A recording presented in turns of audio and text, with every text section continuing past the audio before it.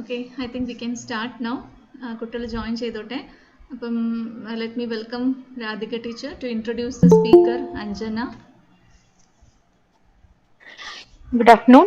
In the Biochemistry Department student seminar series represent ചെയ്യുന്നത് അഞ്ജന എന്നെയാണ്. Final year BSc Biochemistry student ആണ്. And she'll be talking about ഒരു basic ആയിട്ടുള്ള വളരെ basic ആയിട്ടുള്ള topic ആണ്. She'll be talking about the importance of different biomolecules in our daily life. Anjana, you can start. Thank you teacher. Anjana. Yes, Miss. Miss screen sharing. Anjana just ഒന്ന് video ഒന്ന് on ചെയ്ത് ഒന്ന് face ഒന്ന് കാണിച്ചിട്ട് എന്നിട്ട് you can show the presentation. Okay, Miss.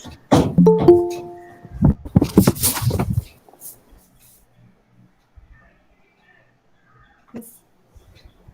Good afternoon, Miss.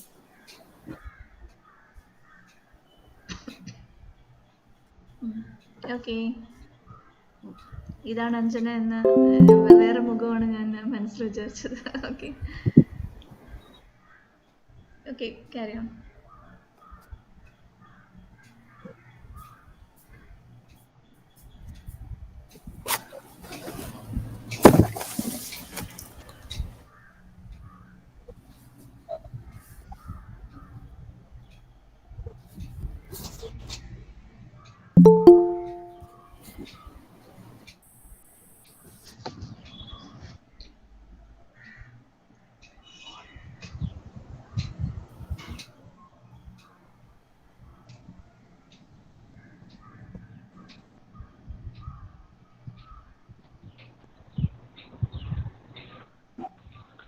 Miss, കാണാമോ? കാണാം. Okay ആണ്. Good afternoon, all. I am Anjana N.A., final year student of BSc Biochemistry. Today I am here to take a seminar on the topic Importance of Biomolecules in Daily Life. So first, what are biomolecules? Biomolecules are organic compounds that are important for the functioning of living organism. They trigger important biochemical reaction in living organism and involved in processes such as energy storage, storing of genetic information, maintenance of proper growth and cell function. So, biomolecules are very important as it involves in the processes such as energy storage, storage of genetic material, and for the proper growth and cell function of our body. So, the major biomolecules are carbohydrates, proteins, lipids, nucleic acid, enzyme, vitamins, etc. So let us look in detail. The first and the major biomolecule, carbohydrate. Carbohydrates are the body's main source of energy. Foods containing carbohydrates are fruits, bread, biscuit, rice, breakfast cereals, tubers, etc. Ideally, carbohydrates may provide about 60 to 65% of total calories. In addition, they also provide dietary fiber. So, 60 to 65% of the total calorie requirement per day is provided by the carbohydrate. Let us look at the different sources of carbohydrate. So, the carbohydrate fructose is obtained from the source fruits and honey, and from cane sugar, sucrose is obtained. Glucose is obtained from fruits, and from milk, lactose is obtained. And from cereals, pulses, and tubers, starch is obtained. And from meat, glycogen is obtained. So these are the major sources of carbohydrates. Then coming to the function of carbohydrates, it is the major energy source. That is, it provides 40 to 60% of our daily energy requirement. So 40 to 60% of our daily energy requirement is provided by the carbohydrate. And next function of carbohydrate is protein sparing action. That is, body mainly uses carbohydrate as a source of energy when they are adequately supplied in diet. ബോഡിയിൽ adequate amount of carbohydrate present ആയിട്ടുണ്ടെങ്കിൽ body എപ്പോഴും കാർബോഹൈഡ്രേറ്റിനെയാണ് source of energy ആയിട്ട് use ചെയ്യുന്നത്. Thus it spares protein from getting utilise. അപ്പം പ്രോട്ടീനെ energy ആയിട്ട് utilise ചെയ്യപ്പെട്ടില്ല. And then the next function is it is a ready source of energy for brain and RBC. Particularly, glucose is the ready and sole source of energy for brain and RBC. Non-starvation condition എപ്പോഴും ബ്രെയിനിന്റെ primary fuel എന്നറിയപ്പെടുന്നത് glucose ആയിരിക്കും. And the next function is it action of carbohydrate in liver.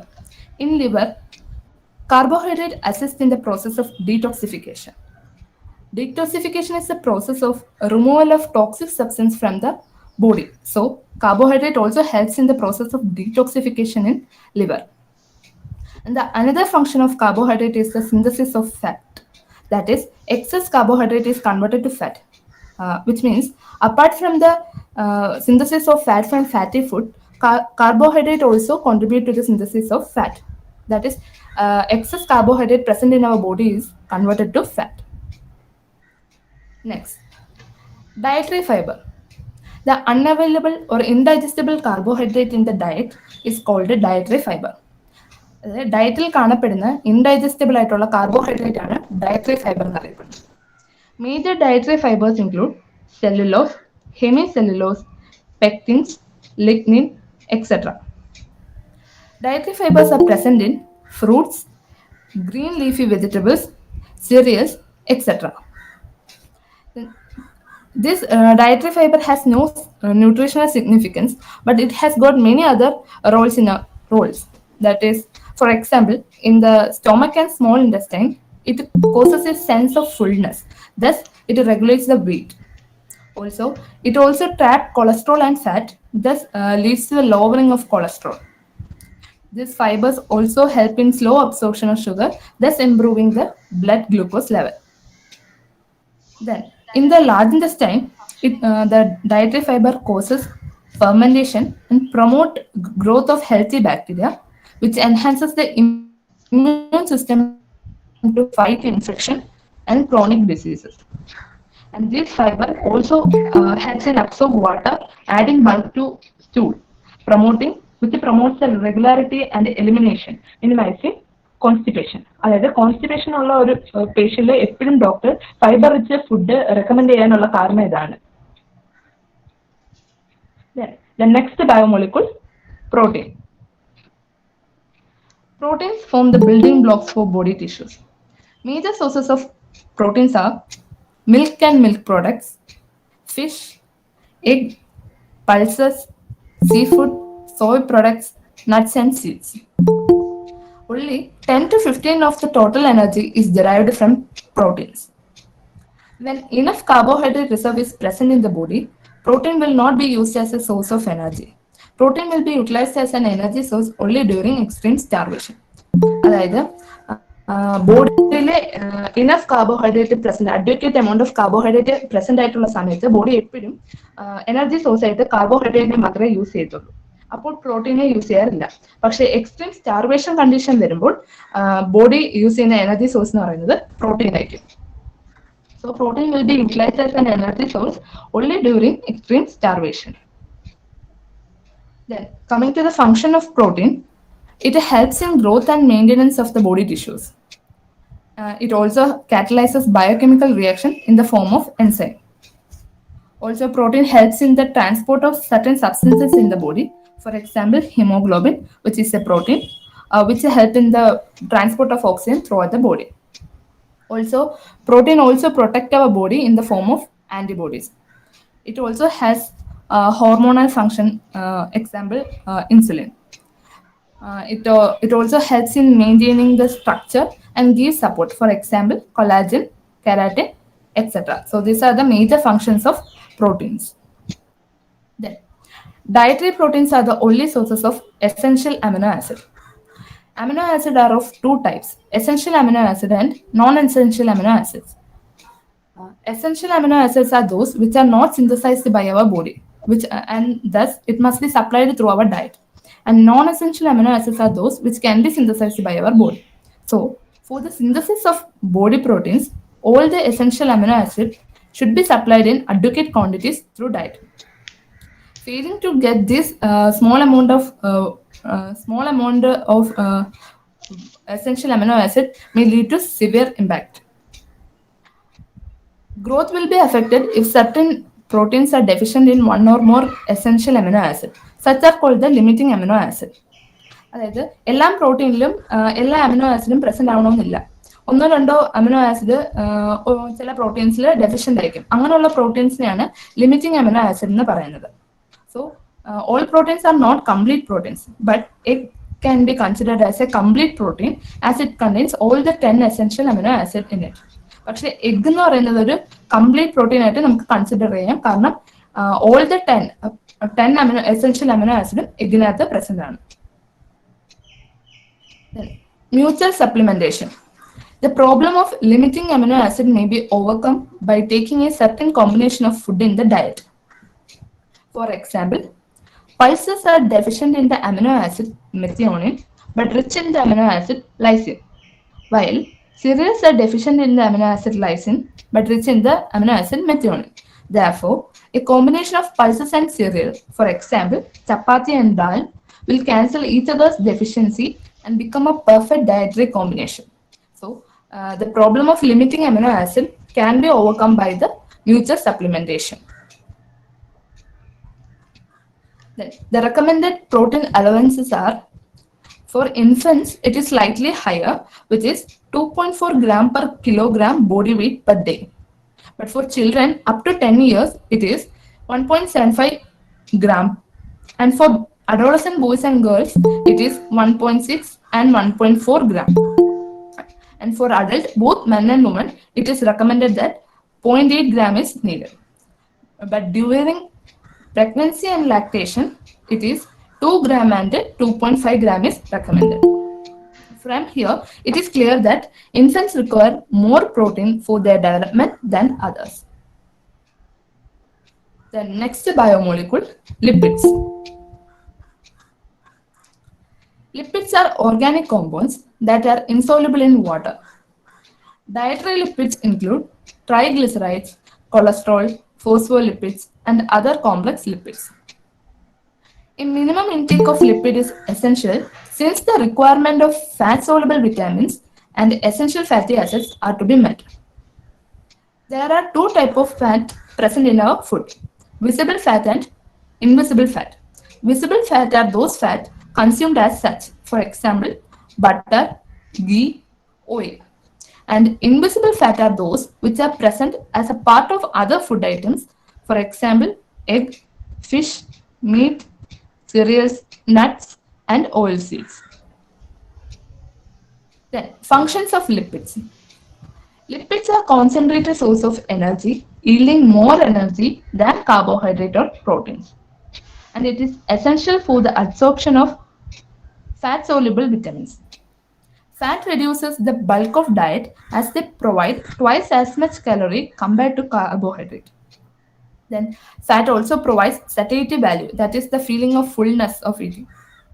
Then fat stored in adipose tissues serve as energy reserve.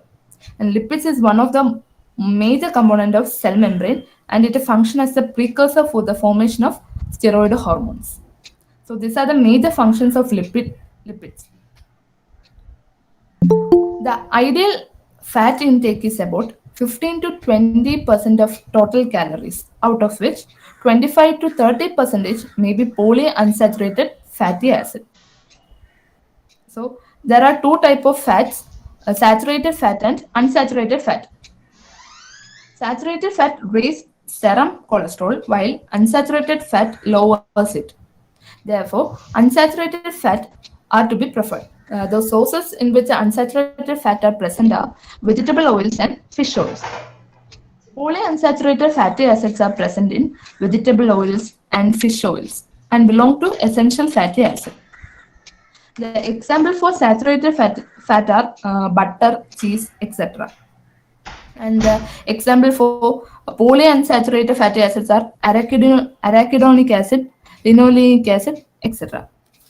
Polyunsaturated fatty acid is found to reduce the cholesterol level in blood and are anti-atherogenic. Atherogenic are those which promote the formation of fatty deposits in the arteries.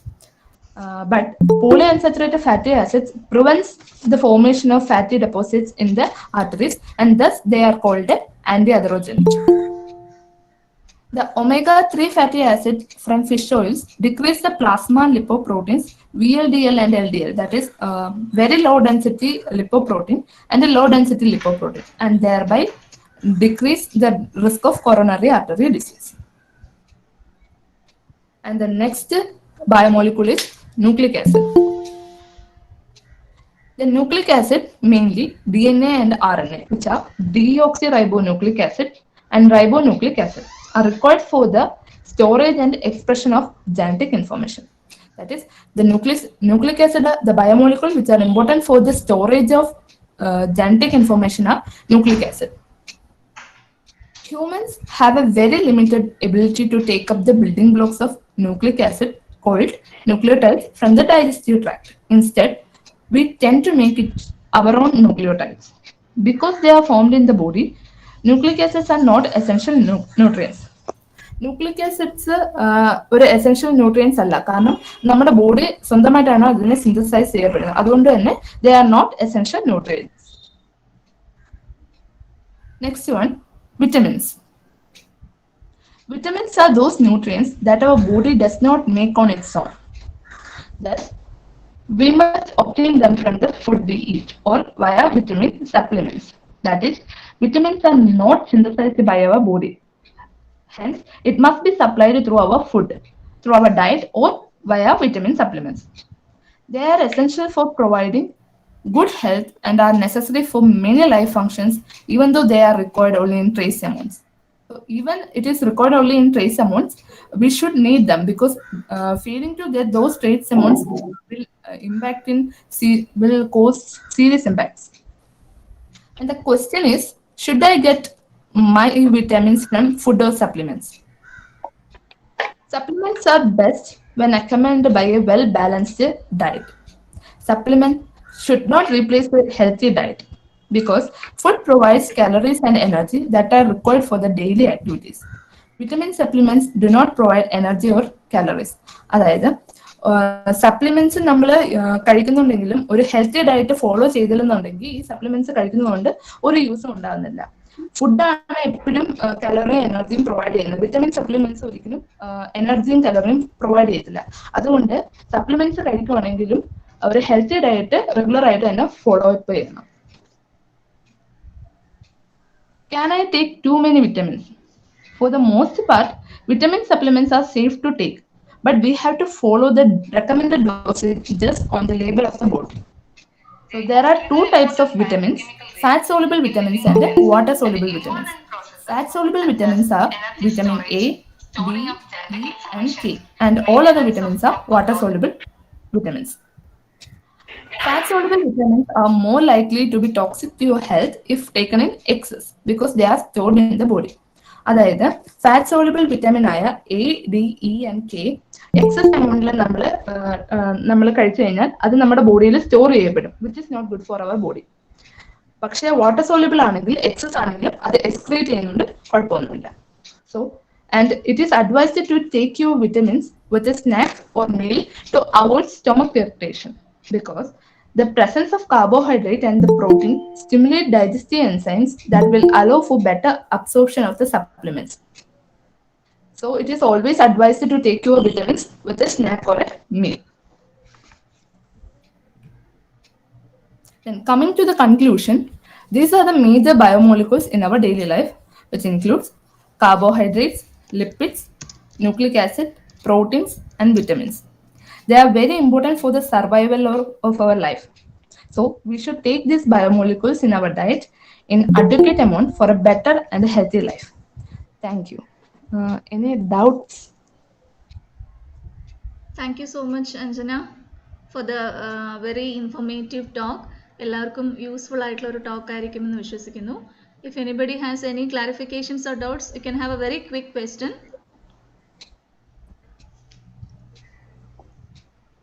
Just out of curiosity, ഇപ്പം എല്ലാവരും keto ഡയറ്റിൻ്റെ പുറകിലാണല്ലോ അഞ്ജന. അപ്പം what do you think about that? എന്താണ് നിങ്ങൾ as a biochemist, what is your opinion about such diet? ഈ proteins കൂടുതലും carbohydrate കുറച്ചെടുക്കുന്ന ഡയറ്റിൽ അത് അത്രമാത്രം നമുക്ക് ഓക്കെ ആണ് നമ്മുടെ ബോഡിക്ക്, അല്ലെങ്കിൽ how healthy is it for us? So can you just comment about something like that?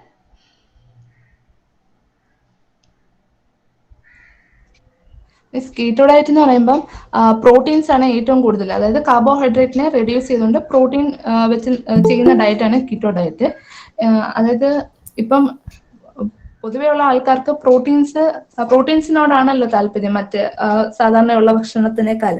അപ്പൊ അത് അവോയ്ഡ് ചെയ്യാൻ പറ്റാത്തവർക്കാണ് മോസ്റ്റ് ഇത് റെക്കമെൻഡ് ചെയ്തത്. പക്ഷെ ഇത് അപ് ടു ആൻ എക്സ്റ്റെന്റ് ഓക്കെയാണ്. പക്ഷെ എക്സ്ട്രീം ആയിട്ടുള്ളത് ഇപ്പം ഈവൻ ഡെത്ത് വരെ സംഭവിക്കാം കീറ്റോ ഡയറ്റ് യൂസ് ചെയ്ത്. പിന്നെ ഞാൻ കുറെ കണ്ടിട്ടുള്ള കീറ്റോ ഡയറ്റ്സ് എടുക്കുന്നവർക്ക് തിരിച്ച് വീണ്ടും ആ ഒരു പാറ്റേൺ ഒന്ന് ചേഞ്ച് ചെയ്യുമ്പോഴേക്ക് they just come back to the previous weight അല്ലേ, അതും കാണുന്നുണ്ട്. അപ്പം I don't know how much healthy is that. പക്ഷെ ഒത്തിരി പേര് ഇപ്പം റീസെൻ്റ്ലി അത് ഫോളോ ചെയ്യുന്നുണ്ട് അല്ലേ. ഇപ്പം എല്ലാവരും പ്രിഫർ ചെയ്യും, കാരണം അവരുടെ ലൈഫ് സ്റ്റൈൽ ആണെന്ന് തോന്നുന്നു. എന്നുവെച്ചാൽ പെട്ടെന്ന് സഡൻ ഇതാണ് റിസൾട്ടാണ് കാണിക്കുന്നത്. പക്ഷേ I don't know how much healthy is it. ബാക്കിയുള്ള ഡയറ്റിനേക്കാളും കറക്റ്റായിട്ടൊരു മാം എന്തോ പറയുന്നുണ്ട്. അല്ല, റിസൾട്ട്സ് സഡൻ റിസൾട്ട്സ് ആണെങ്കിലും ലോങ് റണ്ണിൽ it will do more damage. നമ്മുടെ ബോഡിക്ക് കൂടുതൽ ഓക്കെ ഓക്കെ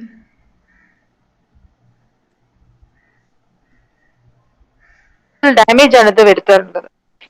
ഇപ്പം വെയിറ്റ് ലോസ് നോക്കുകയാണെങ്കിൽ വെയിറ്റ് ലോസിന് ഏറ്റവും എഫിഷ്യൻ അത് ഒരു പരിധി കഴിഞ്ഞിട്ടുണ്ടെങ്കിൽ അത് തിരിച്ച് നമ്മുടെ ബോഡിക്ക് വരുള്ളത് long റണ്ണിൽ, ഉടനെയല്ല.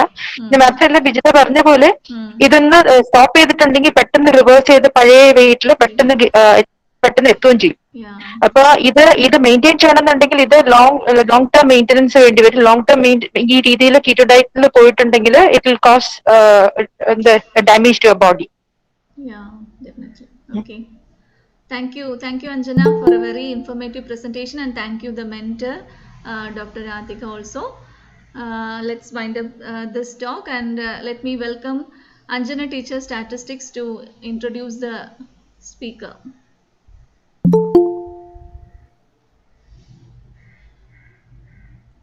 Anjana, teacher, undo? Hello. On the teacher. Okay. Thank you, Vijita teacher, for giving us this opportunity. Okay. ഇന്ന് ഇവിടെ സ്റ്റാറ്റിസ്റ്റിക്സ് ഡിപ്പാർട്ട്മെന്റ് ഭാഗമായിട്ട് തേർഡ് സെമസ്റ്ററിലെ നിതിൻ ജോസഫ് എന്ന് പറയുന്ന സ്റ്റുഡൻ്റ് ആണ് ഇവിടെ പ്രസന്റ് ചെയ്യാൻ പോകുന്നത്. അവൻ ഇവിടെ പ്രസന്റ് ചെയ്യാൻ ഉദ്ദേശിക്കുന്നത് യൂണിവേരിയേറ്റ് ഡേറ്റയിൽ നിങ്ങളെല്ലാം കേട്ടിട്ടുള്ള ഡിസ്ക്രിപ്റ്റീവ് സ്റ്റാറ്റിസ്റ്റിക്സ് എന്ന് വെച്ചാൽ മീൻ, മീഡിയൻ, മോഡ് എന്നുള്ള ഒരു കൺസെപ്റ്റ്. വീഡിയോ ഓൺ ചെയ്യോ? ജസ്റ്റ് ഒന്ന് ഞാനൊരു ഫോട്ടോ എടുത്തോട്ടെ. വേണോ? രാധിക ടീച്ചറിനെ എടുത്തിട്ടില്ലെന്ന് തോന്നുന്നു. ഓക്കെ, വീട്ടിലാണെന്ന് തോന്നുന്നു. അതെ, വാല്യൂഷൻ ക്യാമ്പിൽ നിന്ന് വന്ന വഴിയാണ്. ഓക്കെ, അപ്പൊ നിതിൻ പ്രസന്റ് ചെയ്യാൻ പോകുന്നത് നിങ്ങൾ എല്ലാവരും മാത്സ് പഠിക്കാൻ തുടങ്ങിയ കാലം മുതൽ കേൾക്കുന്ന മീൻ, മീഡിയൻ, മോഡ് എന്നീ ടേമുകളെ കുറിച്ച് ഒരു ചെറിയൊരു എക്സ്പ്ലനേഷൻ, അത് എന്താണ് യൂസ് എന്നുള്ള രീതിയിൽ ഡിസ്ക്രിപ്റ്റീവ് സ്റ്റാറ്റിസ്റ്റിക്സ് എന്ന രീതിയിലാണ് നിതിൻ ഇവിടെ നിങ്ങൾക്ക് വേണ്ടി പ്രസന്റ് ചെയ്യുന്നത്. ഞാൻ നിതിനെ പ്രസന്റേഷന് വേണ്ടി വിളിക്കുകയാണ്. Nitin. Hello, good afternoon ma'am. നിതിന് സ്റ്റാർട്ട് ചെയ്യാം. ഓക്കെ.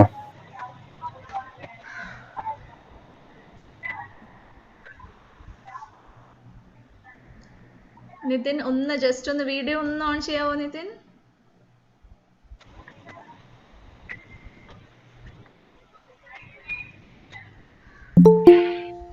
ഒരു സെക്കൻഡ് മാം.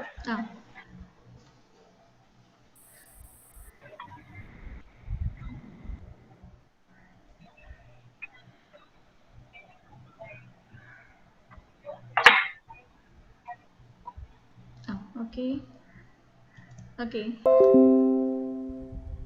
വീഡിയോ പോസ് ചെയ്യാമോ മാം? ഓക്കെ.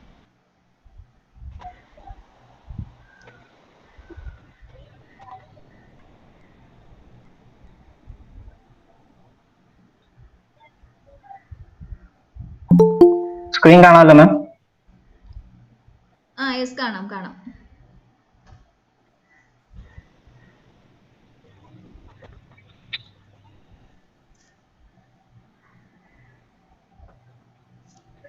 അപ്പം എല്ലാവർക്കും ഒരു ഗുഡ് ആഫ്റ്റർനൂൺ. ഞാനിവിടെ സ്റ്റാറ്റിലെ എല്ലാവർക്കും പൊതുവെ അറിയാവുന്ന ഒരു കാര്യത്തെ പറ്റി തന്നെയാണ് ഞാനും പറയാൻ പോകുന്നത്. Measures of central tendency. എല്ലാവരും പൊതുവെ 8 തൊട്ട് സ്റ്റാറ്റിസ്റ്റിക്സ് എന്ന് പറഞ്ഞ് മാത്സിനകത്ത് പഠിക്കുന്ന ഒരു പോർഷൻ തന്നെയാണിത്. അപ്പം മെഷേഴ്സ് ഓഫ് സെൻട്രൽ ടെൻഡൻസി എന്നുകൊണ്ട് നമ്മൾ അർത്ഥമാക്കണമെന്ന് പറഞ്ഞാൽ, അപ്പോൾ ഒരു ഐഡിയ എന്ന് പറഞ്ഞാൽ ഒരു ഡിസ്ട്രിബ്യൂഷന്റെ ഏറ്റവും നടുക്കത്തെ ഭാഗത്ത് വരുന്ന നമ്മുടെ ഡിസ്ട്രിബ്യൂഷന്റെ നടുക്കത്തെ ഭാഗം, അതായത് സെൻട്രൽ പാർട്ടിൽ വരുന്ന അതിന്റെ സ്റ്റഡീനെയാണ് മെഷേഴ്സ് ഓഫ് സെൻട്രൽ ടെൻഡൻസി കൊണ്ട് നമ്മൾ ഉദ്ദേശിക്കുന്നത്. അപ്പം it gives an idea about the concentration of the values in the central part of the distribution. അപ്പോൾ നമ്മൾ പഠിച്ച ആ മെയിൻ 3 കാര്യങ്ങളാണ് ഞാനും ഇന്ന് ഇവിടെ ഡിസ്കസ് ചെയ്യാൻ പോകുന്നത്. അതായത് 3 എണ്ണം ഏതാണെന്ന് പറഞ്ഞാൽ അരിത്മെറ്റിക് മീൻ, അല്ലെങ്കിൽ നമ്മൾ സിംപ്ലി മീൻ എന്ന് പറയും, പിന്നെ മീഡിയൻ, മോഡ്. അപ്പം ഒരു സെൻട്രൽ ടെൻഡൻസിക്ക്, ഒരു ഐഡിയൽ മെഷേഴ്സ് ഓഫ് സെൻട്രൽ ടെൻഡൻസിക്ക് ഒരു 6 പോയിന്റ് ഉണ്ട്. ഇത് ഫോളോ ചെയ്യുകയാണെങ്കിൽ മാത്രമേ അതിനെ ആ ഒരു ഇതിലേക്ക് നമുക്ക് പരിഗണിക്കാൻ പറ്റത്തുള്ളൂ. അപ്പം പ്രൊഫസർ യൂൾ ആണ് ഇതിന്റെ ഈ 6 പോയിന്റ് സജസ്റ്റ് ചെയ്തത്. അപ്പം അത് ഏതൊക്കെയാന്ന് നോക്കാം. 1, it should B rigidly defined. അതായത് നന്നായിട്ട് ഡിഫൈൻ ചെയ്യാത്ത ഒരു സെൻട്രൽ ടെൻഡൻസിയെ നമുക്ക് അതായത് കണക്കാക്കാൻ പറ്റത്തില്ല. It should be readily comprehensible and easy to calculate. നമുക്ക് മനസ്സിലാക്കാൻ എളുപ്പവും കാൽക്കുലേറ്റ് ചെയ്യാൻ എളുപ്പവുമായത് ആണ് ഐഡിയൽ മെഷറിലെ 2ാമത്തെ point. It should be based on all the observations. നമ്മൾ എല്ലാ ഒബ്സർവേഷനെയും പരിഗണിക്കണം. It should be suitable for further mathematical treatment. നമുക്ക് മാത്തമാറ്റിക്കൽ ട്രീറ്റ്മെന്റിന് കുറച്ചുകൂടെ മുൻതൂക്കം കൊടുക്കണം എന്നുള്ള രീതിക്കാണത്. It should be affected as little as possible by the fluctuations of sampling. ഒരു സാമ്പിളിനകത്ത് അധികം ഫ്ലക്ച്വേഷൻസ് വരുവാണെങ്കിൽ അത് നമുക്ക് കിട്ടാൻ പോകുന്ന വാല്യൂസിനെ അഫക്ട് ചെയ്യാൻ പാടില്ല. It should not be affected much by extreme values. അതായത് എക്സ്ട്രീം ആയിട്ടുള്ള വാല്യൂസ് വരുമ്പോഴും നമുക്ക് കിട്ടാനുള്ള വാല്യൂസിനും നമുക്ക് അഫക്ട് ചെയ്യാൻ പാടില്ല. ഈ ഇത്രയും പോയിന്റ്സ് അത് ഫോളോ ചെയ്യുകയാണെങ്കിൽ മാത്രമാണ് ഒരു ideal measure of central tendency ആയിട്ട് അതിനെ പരിഗണിക്കാൻ പറ്റുള്ളൂ. അപ്പം ആദ്യത്തെ പോയിന്റ് ആയിട്ടുള്ള അരിത്മെറ്റിക് മീൻ. അരിത്മെറ്റിക് മീൻ എല്ലാവർക്കും അറിയാം. It is a set of observations. അത് സെറ്റ് ഓഫ് ഒബ്സർവേഷൻസിനെ, അതായത് ടോട്ടൽ നമ്പർ ഓഫ് വാല്യൂസിനെ ടോട്ടൽ നമ്പർ ഓഫ് ഒബ്സർവേഷൻസ് കൊണ്ട് ഡിവൈഡ് ചെയ്യുന്നതാണ് അരിത്മെറ്റിക് മീൻ എന്ന്. Arithmetic mean of a set of observations is the sum divided by the number of observations. അപ്പം എല്ലാവർക്കും അറിയാവുന്ന ഫോർമുലയാണ് x bar equal to 1 by n sigma I is equal to 1 to n xi. Sigma കൊണ്ട് ഉദ്ദേശിക്കുന്നത് summation ആണ്. അപ്പം ഇത് തന്നെ frequency ഡിസ്ട്രിബ്യൂഷനിൽ വരുവാണെങ്കിൽ 1 by capital N എന്ന് പറയുന്നത് സിഗ്മ fi ആണ്. I is equal to 1 to n. അതായത് total number of frequency add ചെയ്ത സമ്മിന്റെ ആണ് ക്യാപിറ്റൽ N. അപ്പോൾ ഫോർമുല വരുന്നത് 1 by capital N sigma I is equal to 1 to n sigma fi xi. അപ്പം in case of grouped or continuous frequency distribution, x is taken as the middlemost value of the corresponding class. ഒരു continuous frequency distribution എന്ന് പറയുമ്പോഴത്തേക്കും ഇപ്പം നമുക്ക് അറിയാം class 10 to 20 എന്ന് പറഞ്ഞിട്ടാണ് തരുന്നതെങ്കിൽ അതിനകത്തെ മിഡിൽ മോസ്റ്റ് വാല്യൂ 15 ആണ് x ആയിട്ട് എടുക്കുക. എക്സാമ്പിൾ പറഞ്ഞതാണ്. അപ്പം റിമാർക്കായിട്ട് കൊടുത്തേക്കുന്നത് നേരത്തെ പറഞ്ഞ സിഗ്മ എന്ന് പറയുന്നത് സം ഓഫ് വാല്യൂസിനെ ഡിനോട്ട് ചെയ്യാൻ വേണ്ടി മാത്രമുള്ളതാണ്. അപ്പം മീനിന് കുറച്ച് അഡ്വാൻറ്റേജസ് ഉണ്ട്. അതായത് നമ്മൾ നേരത്തെ പഠിച്ച കണ്ട ഐഡിയൽ മെഷേഴ്സ് ഓഫ് സെൻട്രൽ ടെൻഡൻസിയുടെ കുറച്ച് പോയിന്റ്സ് തന്നെയാണ്. It is rigidly defined. അതെ, മീൻ റിജിഡ്ലി ഡിഫൈൻഡ് ആണ്. It is easy to understand and easy to calculate. എല്ലാവർക്കും അറിയാം മീൻ ഭയങ്കര എളുപ്പമാണ്, കാൽക്കുലേറ്റ് ചെയ്യാൻ എളുപ്പമാണ്. ജസ്റ്റ് ഫോർമുലയ്ക്കകത്ത് അപ്ലൈ ചെയ്താൽ മതിയല്ലോ. It is based upon all the observations എല്ലാം അത് കണക്കിലെടുത്താണല്ലോ നമ്മളത് സോൾവ് ചെയ്യുന്നത്. It is amenable to algebraic treatment. നമുക്ക് കൂടുതൽ ട്രീറ്റ്മെന്റ് ചെയ്യണമെങ്കിൽ നമുക്ക് അതിനകത്ത് പോസിബിലിറ്റി ഉണ്ട്. Arithmetic mean is affected least by the fluctuations of sampling അതിനെ വലുതായിട്ട് അഫക്ട് ചെയ്യുന്നില്ല. അപ്പോൾ തീർച്ചയായിട്ടും ഡിസഡ്വാൻറ്റേജസും കാണുമല്ലോ, അത് നോക്കാം. It cannot be determined by inspection, nor it can be located graphically. നമുക്ക് മീൻ ചുമ്മാ നമുക്ക് ജസ്റ്റ് ഒന്ന് വ്യൂ ചെയ്താൽ ഉടനെ നമുക്ക് മീനൊന്നും കണ്ടുപിടിക്കാൻ പറ്റില്ലല്ലോ. നമുക്ക് തീർച്ചയായും അത് സോൾവ് ചെയ്യണം. ഗ്രാഫിക്കലിയും കണ്ടുപിടിക്കാൻ സാധിക്കത്തില്ലല്ലോ. Arithmetic mean cannot be used if we are dealing with qualitative characteristics which cannot be measured quantitatively. അതായത് നമുക്ക് ക്വാണ്ടിറ്റി നമുക്ക് മെഷർ ചെയ്യാൻ പറ്റും, പക്ഷെ ക്വാളിറ്റിയെ നമുക്ക് മെഷർ ചെയ്യാൻ പറ്റുമോ? ഇല്ല. അപ്പോൾ അതുപോലെ തന്നെ ഈ ക്വാണ്ടിറ്റിയുടെ കേസിൽ മാത്രമേ നമുക്ക് യൂസ് ചെയ്യാൻ പറ്റത്തുള്ളൂ, അത് ക്വാളിറ്റിയിൽ പറ്റത്തില്ല. Arithmetic mean cannot be obtained if a single observation is missing or lost or is illegible. അതായത് ഒരു ഒബ്സർവേഷൻ മിസ്സിംഗ് ആയി പോവുകയാണെങ്കിൽ അതിനകത്ത് കംപ്ലീറ്റ് നമുക്ക് കിട്ടുന്ന വാല്യൂ തന്നെ മാറും. അപ്പോൾ നമുക്ക് കണ്ടുപിടിച്ചത് തന്നെ ഫുൾ തെറ്റായി. അപ്പം നമുക്ക് അരിത്മെറ്റിക് മീൻ അതിനകത്ത് അങ്ങനെ ഒരു ഡിസഡ്വാൻറ്റേജ് ഉണ്ട്.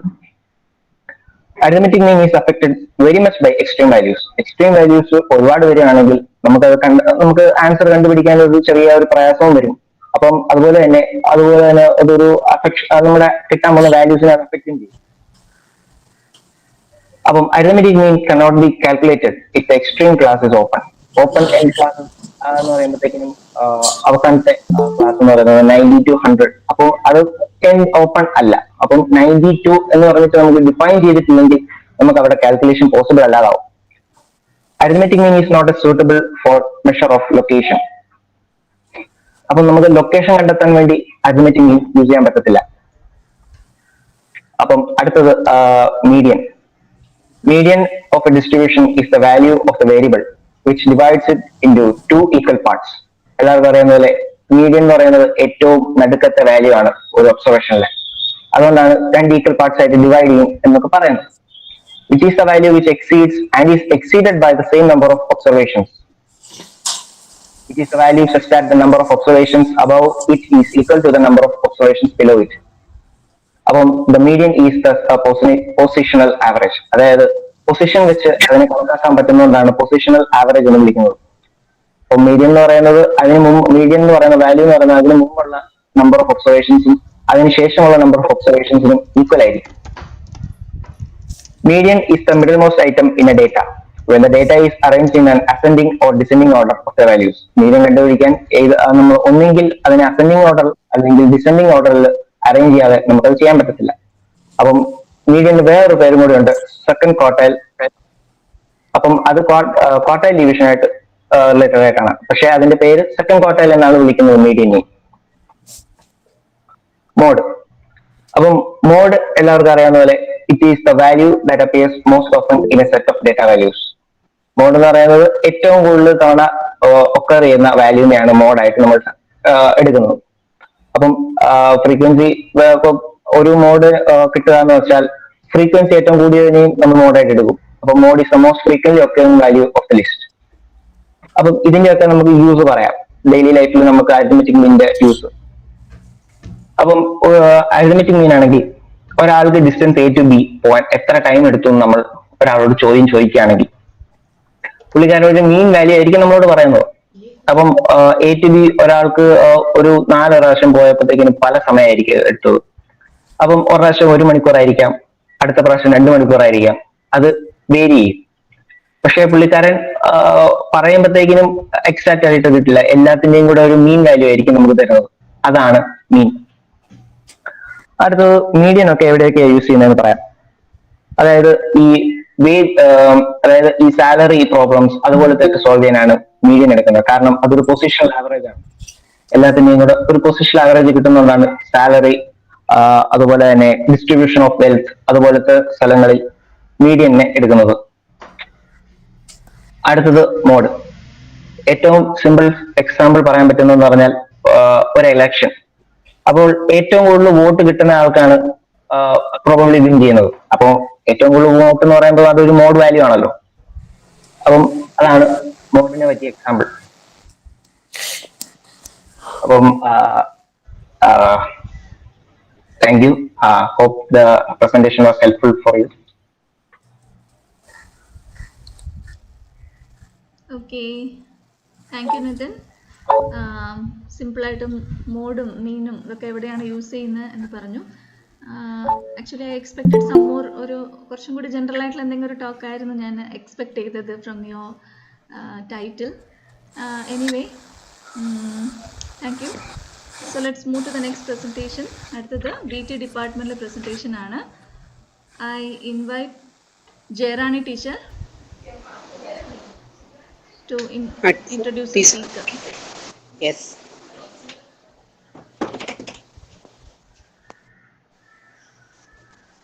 Good afternoon to all. Thank you, Bijitha teacher, for giving us an opportunity to present.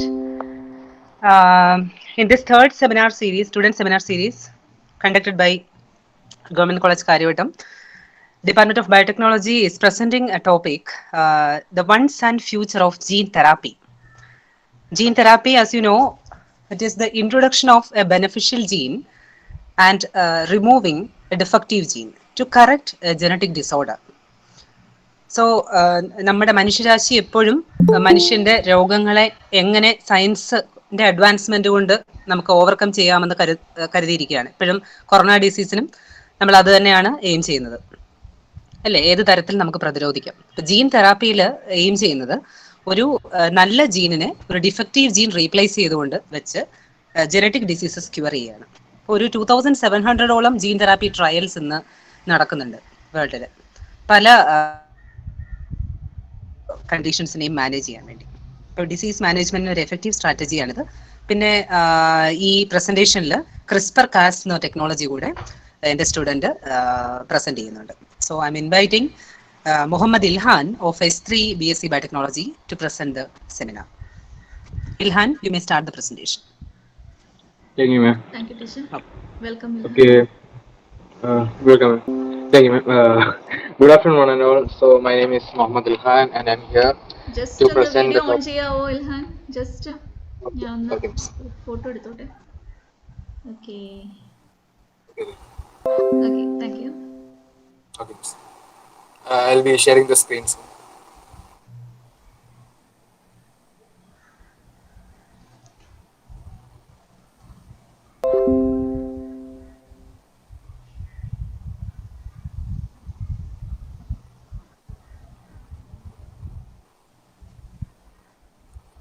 കാണാലോ മിസ് സ്ക്രീൻ ഷെയറിംഗ്? കാണാം.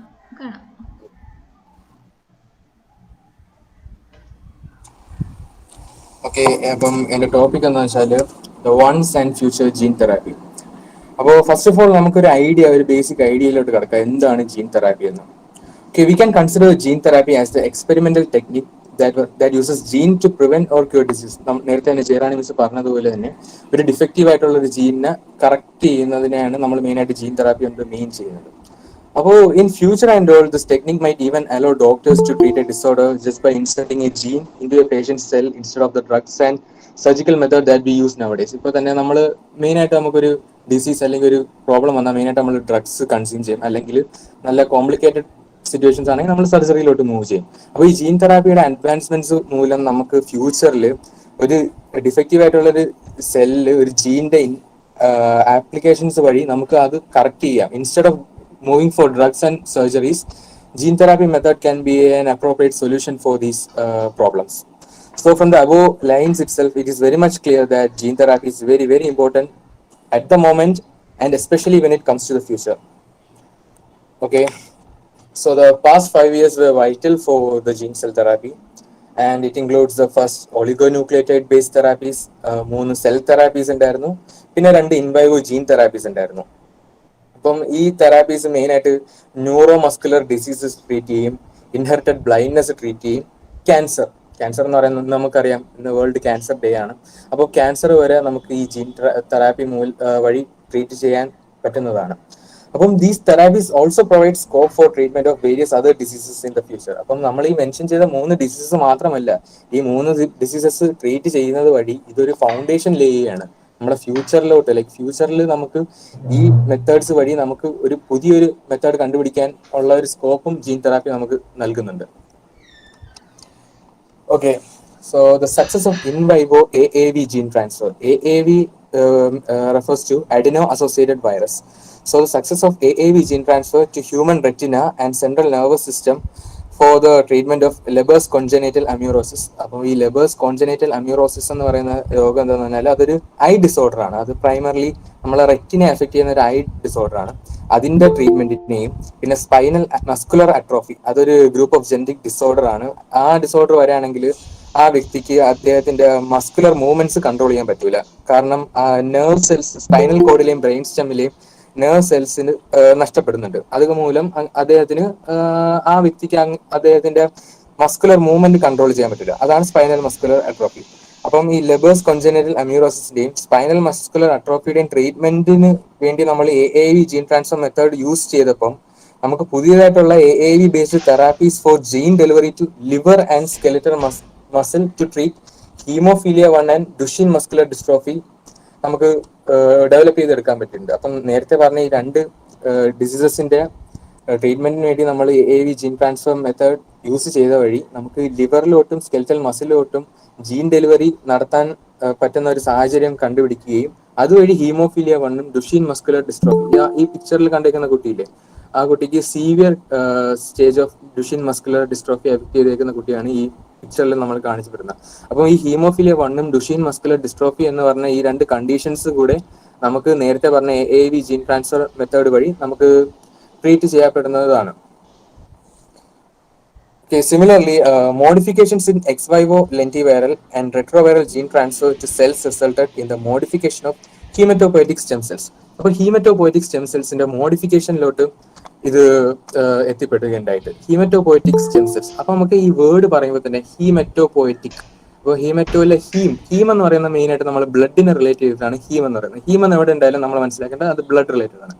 പിന്നെ ഹീമറ്റോപോയറ്റിക് സ്റ്റെം സെൽസ്, ഈ സ്റ്റെം സെൽസ് എന്ന് പറയുന്നത് stem cells are those cells that has the ability to modify into many type of cells.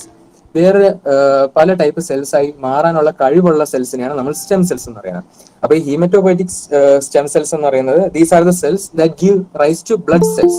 ആ haem എന്ന് പറഞ്ഞ blood ആണ് ഞാൻ നേരത്തെ പറഞ്ഞത്. അപ്പം haematopoietic stem cells are those cells that has the ability to give rise to blood cells. So the modification of hematopoietic stem cells opened a way for therapies even for inherited disorders treatment.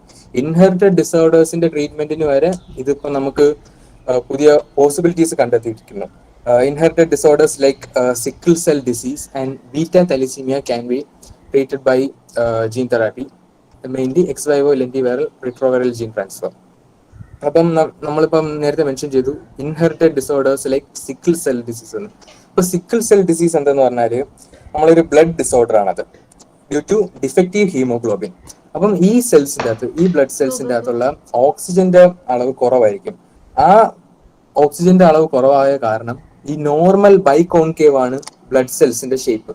ആ biconcave cell ഷേപ്പിന് മാറിയിട്ട് ഇതിന്റെ അത് കാണാം ഒരു sickle shape, ഒരു C type ആയിട്ട് മാറുന്ന കാണാം. അതാണ് സിക്കിൾ സെൽ കണ്ടീഷൻ എന്ന് നമ്മൾ വിളിക്കപ്പെടുന്നത്, due to the loss of oxygen. അപ്പം മറ്റേതെന്ന് പറയുന്നത് തലീസീമിയ, ബീറ്റ തലീസീമിയ എന്ന് പറയുന്നതും ഒരു ബ്ലഡ് ഡിസോർഡർ ആണ്. It happens due to the reduction of production in haemoglobin. ഹീമോഗ്ലോബിന്റെ പ്രൊഡക്ഷനിലെ കുറവ് മൂലമാണ് ബീറ്റ തലീസീമിയ എന്ന് പറഞ്ഞ കണ്ടീഷൻ സംഭവിക്കുന്നത്. Okay, so now we've gone through the various diseases that can be treated by gene therapy, in which even inherited diseases are included. Okay, now we are moving on to two types of gene therapy, which are in vivo gene therapy and ex vivo gene therapy. അപ്പോൾ നമ്മൾ ആ word പറയുമ്പോൾ തന്നെ in vivo X vivo എന്ന് പറയുമ്പോൾ തന്നെ നമുക്കൊരു idea കിട്ടിയിട്ടുണ്ടാവും എന്താണെന്ന്. Okay, first let's go through what in vivo gene therapy is. We might have got an idea about what it is just by hearing the name, as I mentioned earlier. So in vivo gene therapy, the genes are directly delivered intravenously, veins valiyo, or directly delivered to the specific target organ, like the eye, for example, the eye. So the important aspect of in vivo gene therapy is that due to its simplicity and reduced volume of material is introduced to the areas like brain. And the simplicity ആണ് അതിന്റെ main ഒരു factor, ഒരു main highlight point എന്ന് പറയാം. അപ്പം small വോളിയത്തിലുള്ള കാര്യങ്ങൾ വരെ നമുക്ക് സ്മോളർ ഏരിയാസ് ലൈക്ക് ബ്രെയിൻ പോലുള്ള ഏരിയാസിലേക്ക് നമുക്ക് സ്മോൾ വോളിയത്തിലുള്ള മെറ്റീരിയൽ നമുക്ക് ഇൻട്രൊഡ്യൂസ് ചെയ്യാം. അതാണ് ഇതിന്റെ ഒരു മെയിൻ ഹൈലൈറ്റ്. അപ്പം ബ്രെയിൻ അതേപോലുള്ള സ്മോൾ ടാർഗറ്റ് ഏരിയാസിലോട്ട് നമുക്കൊരു മെത്തേഡ് വേണം ഫോർ ഇൻട്രൊഡക്ഷൻ ഓഫ് ജീൻ. അപ്പൊ നമ്മൾ മെയിൻ ആയിട്ട് പോകുന്നത് ഇൻ വൈവോ ജീൻ തെറാപ്പിയിലോട്ടാണ്. Okay, so this is a representation, a picture നമുക്ക് കൊടുത്തിട്ടുണ്ട്. So here we can see an image. Here it actually shows the demonstration of in vivo gene therapy. So here we've got three figures that indicates retrovirus, adenovirus, and liposomes. As we can all see in this picture, here are retrovirus, adenovirus, and liposomes. So these are basically vectors. Vectors എന്താണെന്ന് നമുക്കറിയാം. It acts as a medium. നമുക്കൊരു ഇൻഫെക്ഷനോ അല്ലെങ്കിൽ നമ്മുടെ decide പ്രൊഡക്റ്റോ ഒരു ഓർഗാനിസത്തിൽ നിന്ന് ഒരു വേറെ ഓർഗാനിസത്തിലേക്ക് transfer ചെയ്യുന്നതിനിടയിൽ ഒരു മീഡിയനായിട്ട് ആക്ട് ചെയ്യുന്ന ഒരു ഓർഗാനിസത്തിനെയാണ് നമ്മൾ വെക്ടർ ആയിട്ട് കണക്കാക്കപ്പെടുന്നത്. So retrovirus and adenovirus are viral vectors and liposome is non viral vector. So as per the image they express a therapeutic gene like BMP2, and this can be taken inside by direct injection into the fracture site. Fracture site lote direct injection vary other treat ചെയ്യാം. Then now next let's move on to ex vivo. So this basically involves the modification of cells outside the body to produce therapeutic factors and then transplant back to the patient. അപ്പോൾ ആ word പറയുന്നത് പോലെ തന്നെ നമുക്ക് X ബോഡിക്കുള്ളിൽ പുറത്ത് ആണിത് നടക്കുന്നത്. അപ്പോൾ നമ്മളൊരു സെല്ല് പുറത്തോട്ട് എടുത്തിട്ട് അതിലോട്ട് നമുക്ക് ഡിസൈഡ് ആയിട്ടുള്ള ജീൻസും തെറാപ്യൂട്ടിക് വാല്യൂസും കൂട്ടിയിട്ട് അത് തിരിച്ച് നമ്മുടെ ബോഡിയിലോട്ട് റീപ്ലേസ് ചെയ്യുന്നതിനാണ് നമ്മളിത് മെയിനായിട്ട് കണക്കാക്കപ്പെടുന്നത്. So the advantage of ex vivo gene therapy is its ability to characterize genetically modified cells like extensively and select them for desired phenotypes before using them for therapy. ഞാൻ നേരത്തെ പറഞ്ഞു നമുക്ക് മോഡിഫൈ ചെയ്യാം, നമുക്ക് ഡിസൈഡ് പ്രോഡക്ട്സ് ഡിസൈഡ് ആയിട്ടുള്ള നമുക്ക് വേണ്ടത്ര കാര്യങ്ങളെല്ലാം ആ മോഡിഫിക്കേഷൻ ആ സെൽസിൽ വരുത്താം നമ്മൾ എക്സ്റ്റേണൽ ആയിട്ട് എടുത്തിട്ട്. So the properties of the cells may also be chosen to enhance therapeutic potential. ഇത് മെയിൻ ആയിട്ട് best suited for blood related ആയിട്ടുള്ള കണ്ടീഷൻസ് ലൈക്ക് ഹീമോഫീലിയക്കൊക്കെ ഇത് നല്ലൊരു ഓൾട്ടർനേറ്റീവ് ആണ് ex vivo gene therapy. Okay, നമുക്ക് അടുത്തൊരു ഫിഗറിലോട്ട് കിടക്കാം. So this figure shows us how ex vivo gene therapy actually works. So the first ഓരോ നമ്പർ എടുക്കുന്നുണ്ടല്ലോ 1, 2, 3 എന്നൊക്കെ. അപ്പോൾ അതിൻ്റെ അകത്ത് 1 നമുക്ക് കാണാം സെൽസ് പേഷ്യന്റിന്റെ ബോഡിയിൽ നിന്ന് സെൽസ് എടുക്കുന്നു. അപ്പൊ അറ്റ് ദ സെയിം ടൈം ഒരു ലബോറട്ടറിയിൽ വൈറസിനെ ആൾട്ടർ ചെയ്യുന്നുണ്ട്. ആൾട്ടർ ചെയ്യുന്നതിന്റെ മെയിൻ കാരണം എന്ന് വെച്ചാൽ അതിനെ റീപ്രൊഡ്യൂസ് ചെയ്യുന്നതിൽ നിന്ന് തടയാനായിട്ടാണ് നമ്മൾ ആൾട്ടർ ചെയ്യുന്നത്. അപ്പൊ ഈ ആൾട്ടർ ചെയ്ത വൈറസിലോട്ട് നമ്മൾ ജീൻ ഇൻസേർട്ട് ചെയ്യുന്നു. അപ്പം ഇത് ഇത്രയും കഴിഞ്ഞു. അപ്പൊ നമ്മൾ ആദ്യം ഒരു സെല്ല് എടുത്തില്ലേ നമ്മളെ പേഷ്യന്റിന്റെ ബോഡിയിൽ നിന്ന്, ആ സെല്ലും ഇതും തമ്മിൽ നമ്മൾ മിക്സ് ചെയ്യുന്നു. അപ്പൊ ഈ മിക്സ് ചെയ്തിട്ട് ആ സെല്ലിന് ഒരു ജനറ്റിക്കലി ഓൾട്ടറേഷൻ വരുത്തുകയാണ് നമ്മൾ ആ സെല്ലിന്. ആൻഡ് ഇത് നമ്മൾ ഓർക്കേണ്ട പ്രധാന കാര്യം എന്ന് വെച്ചാൽ ഇവിടം വരെയുള്ള സ്റ്റെപ്പ് എല്ലാം നമ്മുടെ ബോഡിക്ക് പുറത്താണ് നടക്കുന്നത്. അപ്പം ഇനി നമ്മൾ ഈ ഓൾട്ടറേഷൻ വരുത്തിയ ഈ പേഷ്യന്റിന്റെ സെല്ലിനെ ആ പേഷ്യന്റിന്റെ ബോഡിയിലോട്ട് ഇഞ്ചെക്ട് ചെയ്യുകയാണ്. അപ്പൊ ഇഞ്ചെക്ട് ചെയ്യുമ്പം these cells starts producing desired protein or hormone in order to treat the disorder or disease or whatsoever problem. അപ്പം ഇത് നമ്മൾ തിരിച്ച് ആ പേഷ്യന്റിന്റെ ബോഡിയിൽ റീപ്ലേസ് ചെയ്യുന്നത് വഴി പുള്ളിക്കാരൻ അല്ലെങ്കിൽ പുള്ളിക്കാരി ആവശ്യമായിട്ടുള്ള ഹോർമോണോ പ്രോട്ടീനോ എന്ത് വേണമെങ്കിലും പ്രൊഡ്യൂസ് ചെയ്യും നമ്മുടെ ഈ കണ്ടീഷൻ തടയാനായിട്ട്. ഓക്കെ, നമ്മളിപ്പോൾ ഇത്രയും നേരം ജീൻ തെറാപ്പിയെ കുറിച്ച് പറയുമായിരുന്നു. ഇനി നമുക്ക് പുതിയൊരു ഇതിലോട്ട് പോവാം. അതിന്റെ പേരാണ് ജീൻ എഡിറ്റിംഗ് എന്ന്. So the first generation gene therapies focus on delivering of transgenes. നമ്മൾ നേരത്തെ പറഞ്ഞു ഫോൾട്ടി ആയിട്ടുള്ള ജീൻസ് മാറ്റിയിട്ട് പുതിയ ജനറ്റിക്കൽ മോഡിഫിക്കേഷൻ വരുത്തിയ ജീൻസിനെ ഇൻട്രൊഡ്യൂസ് ചെയ്യുന്നതിനാണ് നമ്മൾ ജീൻ തെറാപ്പി എന്ന് പറഞ്ഞത്. അതായിരുന്നു നമ്മൾ ഇത്രയും നേരം മെൻഷൻ ചെയ്തത്. So now we are heading towards a new area called gene editing. So this technology is based on precise modification of human genome sequence. Human genome sequence-ൽ വരുത്തുന്ന മോഡിഫിക്കേഷൻ ആണ് മെയിനായിട്ട് ജീൻ എഡിറ്റിംഗ് എന്ന് നമ്മൾ ഉദ്ദേശിക്കുന്നത്. So gene editing therapies first entered into clinical trials in 2010 in order to prevent HIV infection of T cells.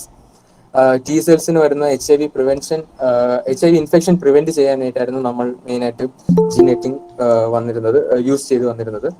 So CRISPR-based gene editing for sickle cell disease and beta thalassemia was the first example of disease modifying efficacy that was demonstrated last year. നമുക്ക് കഴിഞ്ഞ വർഷം Nobel prize വരെ ഈ CRISPR-based gene editing ടെക്നിക്കിന് കിട്ടിയിരുന്നു. CRISPR-Cas9 ടെക്നിക്കിനായിരുന്നു Nobel prize കിട്ടിയത്. അപ്പം ഈ നമ്മളിപ്പോ ഇത്രയും പറഞ്ഞത് വഴിച്ച് നമുക്ക് മനസ്സിലാവും നമ്മുടെ ഈ ജീൻ തെറാപ്പി അല്ലെങ്കിൽ അതുമായിട്ട് റിലേറ്റഡ് ആയിട്ടുള്ള ഇതിനോടൊക്കെയുള്ള സ്കോപ്പും അതിന്റെ ഇമ്പോർട്ടൻസും റെലവൻസും എല്ലാം നമുക്ക് ഇത്രയും പറഞ്ഞത് വഴി തന്നെ മനസ്സിലാവും. കഴിഞ്ഞ വർഷത്തെ നോബൽ പ്രൈസ് വരെ കിട്ടിയതാണ് ഇതിനു വേണ്ടി. So let's move on to the definition of gene editing. So these are the group of technology that enables to change the organism's DNA. ഒരു സിമ്പിൾ ആയിട്ടുള്ള ഡെഫിനിഷൻ ആണ്. So the genetic material can be added, removed or altered at particular locations in the genome. നേരത്തെ പറഞ്ഞതോടെ നമുക്ക് ഇഷ്ടമായിട്ടുള്ള ജീനോമിന്റെ DNA സീക്വൻസിനെ alter ചെയ്യാണ്. നമുക്ക് add ചെയ്യാം, remove ചെയ്യാം, എന്ത് വേണമെങ്കിലും ചെയ്യാം. So CRISPR-Cas9 is a recent one. ഞാൻ നേരത്തെ പറഞ്ഞായിരുന്നു നോബൽ പ്രൈസ് വിൻ ചെയ്തതാണ് കഴിഞ്ഞ വർഷത്തെ. So this CRISPR-Cas9 system is a very much speculated technique as it is more faster, more cheaper, more accurate and more efficient than any other genome editing mechanisms. വേറെ comparatively മറ്റ് genome editing മെക്കാനിസത്തിനേക്കാളും ഈ CRISPR-Cas9 കുറച്ചുകൂടെ efficient ആണ്, faster ആണ്, accurate ആണ്. അപ്പം നമുക്ക് ഒരു ഡയഗ്രാമിലോട്ട് പോവാം. So the word CRISPR actually refers to cluster regularly interspaced short palindromic repeats. അപ്പൊ ഈ CRISPR-നെ ഞാനൊന്ന് എക്സ്പാൻഡ് ചെയ്തതാണ്. അതിന്റെ ഓരോ ലെറ്റേഴ്സിനും ഓരോ എക്സ്പാൻഷൻ ഉണ്ട്. അതാണ് clustered regularly interspaced short palindromic repeats എന്ന് പറയുന്നത്. Okay, so there will be a spacer DNA along with repeated palindromic sequences, and each sequence of a spacer DNA is unique.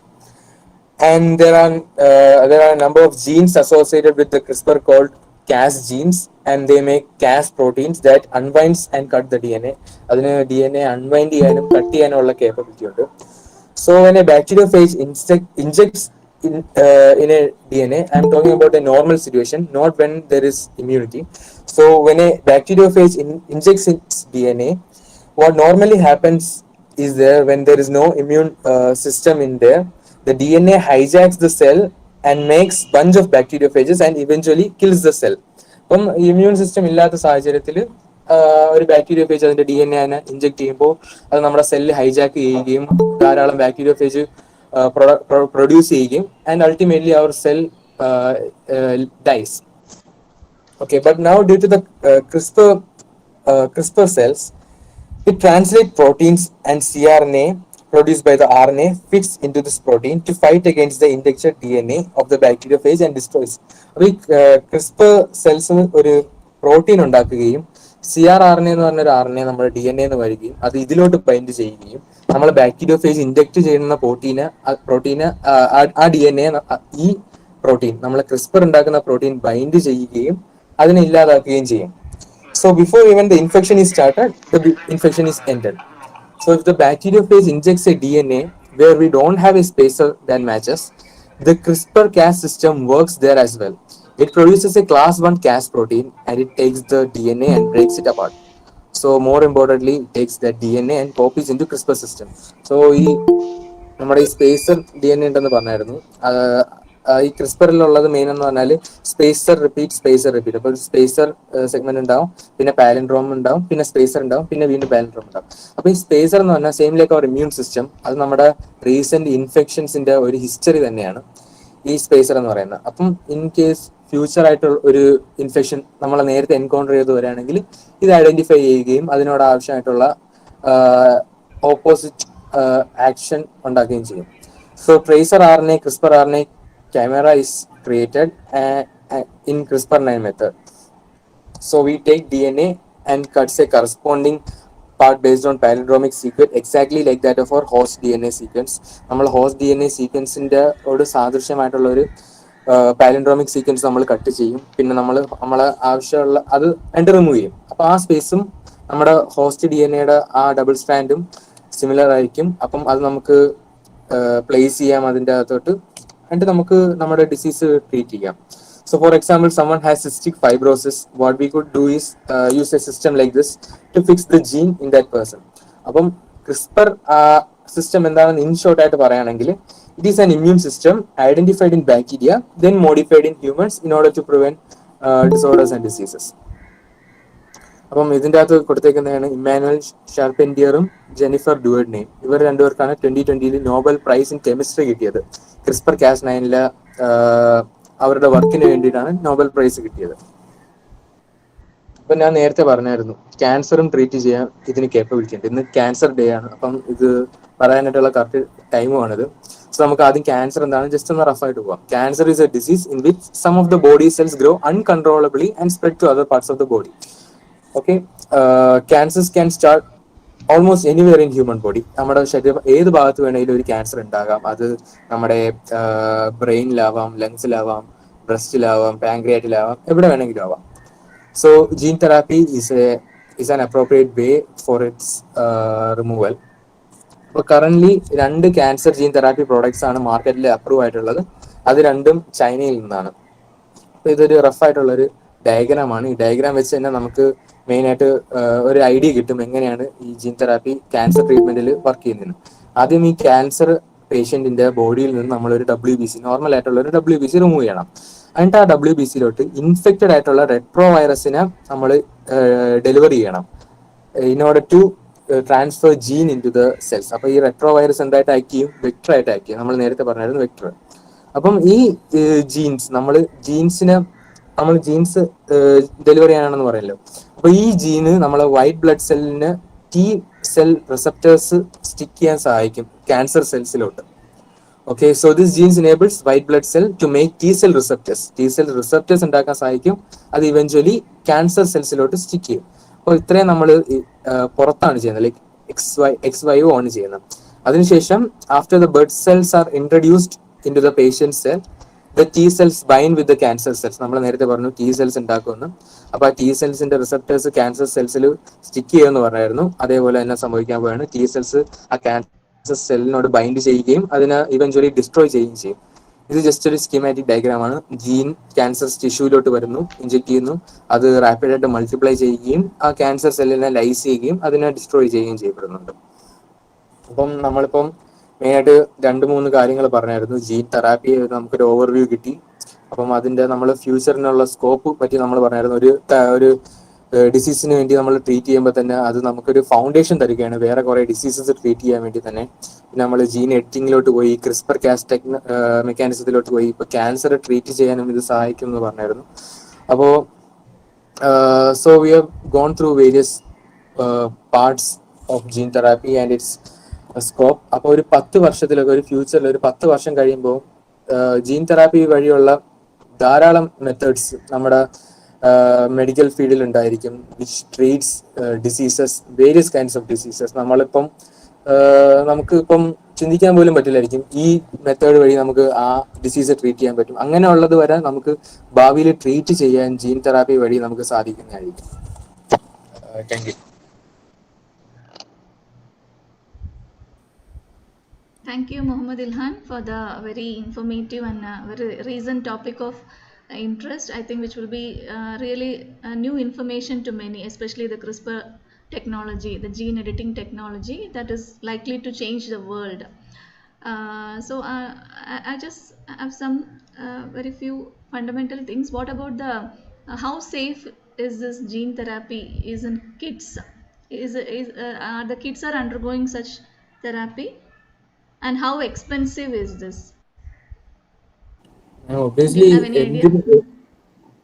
Obviously എന്തൊരു പുതിയതായിട്ടുള്ളൊരു സാധനം നമ്മുടെ പബ്ലിക്കലി റിലീസ് ചെയ്യുന്നതിന് മുന്നേ അവർ ധാരാളം clinical ട്രയൽസിലോട്ട് പോകുന്നുണ്ട്. അപ്പം ജീൻ തെറാപ്പി അതേപോലെ തന്നെ ധാരാളം ക്ലിനിക്കൽ ട്രയൽസ് ഇപ്പം നടത്തുന്നുണ്ട്. അപ്പം at the moment gene therapy മാർക്കറ്റിൽ വന്നുകൊണ്ടിരിക്കുന്നതേ ഉള്ളൂ. ഞാൻ പറഞ്ഞായിരുന്നു 2 പ്രോഡക്ട്സ് മാത്രമാണ് മാർക്കറ്റിലുള്ളതും, അത് രണ്ടും ചൈന ആണ് ഉണ്ടാക്കിയത്. And obviously the cost will be A bit high at the moment and in future will see. എന്തൊരു കാര്യവും ആദ്യം വരുമ്പോൾ കുറച്ച് കോസ്റ്റ്ലി ആയിരിക്കും, പിന്നീട് മാർക്കറ്റിൽ ധാരാളമായിട്ട് സ്പ്രെഡ് ചെയ്യുമ്പോൾ commercially the price will be low and affordable to everyone, right? So we can hope for that. Yeah. Okay, thank you very much to the student as well as the mentor for giving such a very wonderful talk. Thank you, Jarani teacher. Thank you so much. Let's Okay. go to the final presentation of the day. Let me welcome Marina teacher, the HOD, Geography Department, to introduce the last speaker today. Thank you, teacher. It is my pleasure to introduce our student from S6 Geography. Studio student. Clear And he is an environmentalist. sound ഭയങ്കര feeble ആണെന്ന് തോന്നുന്നു. Teacher പറഞ്ഞോളൂ. Net issue ഉണ്ട്, ഇപ്പൊ കേൾക്കാവോ? ഇപ്പൊ കേൾക്കാം, പറഞ്ഞോളൂ.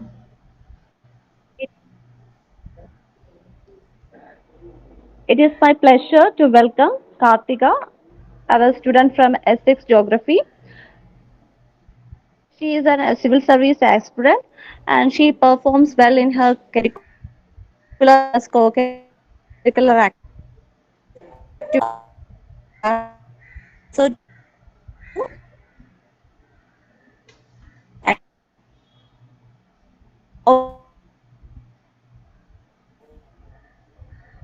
topic mainly highlights the importance of ocean in our day-to-day life because it regulates the temperature, it supports life, and now it is in a very deteriorating condition.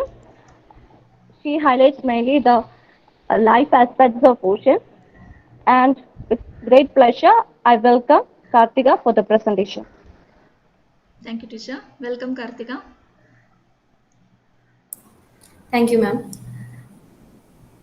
Kartika, can you just switch on your video? Yeah, okay, thank you. Yeah, fine, thank you. So teacher, can I share my presentation? Yeah, sure.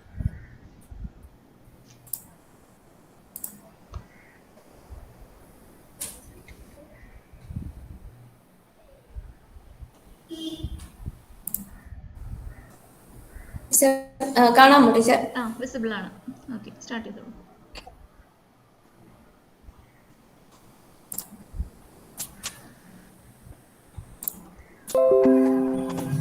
Good afternoon, everyone.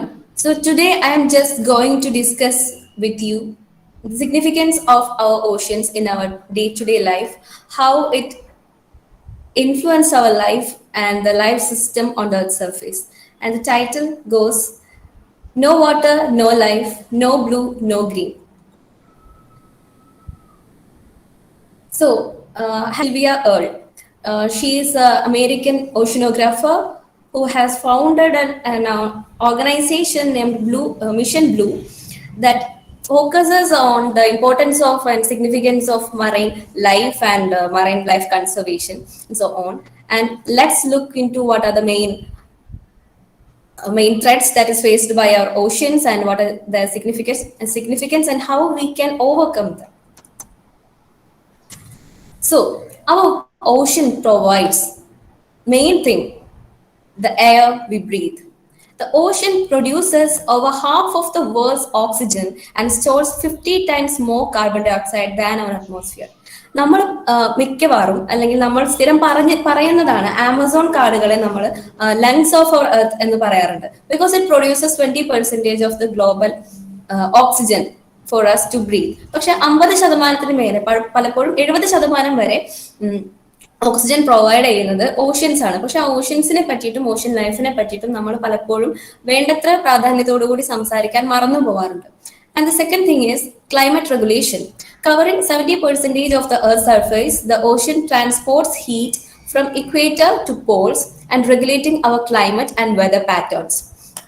ഇനി നമ്മുടെ economical സൈഡിലേക്ക് വരികയാണെങ്കിൽ US മാത്രം about $282 billion ആണ് US എക്കോണമിയിൽ fisheries അല്ലെങ്കിൽ marine related economic activities provide ചെയ്യുന്നത്.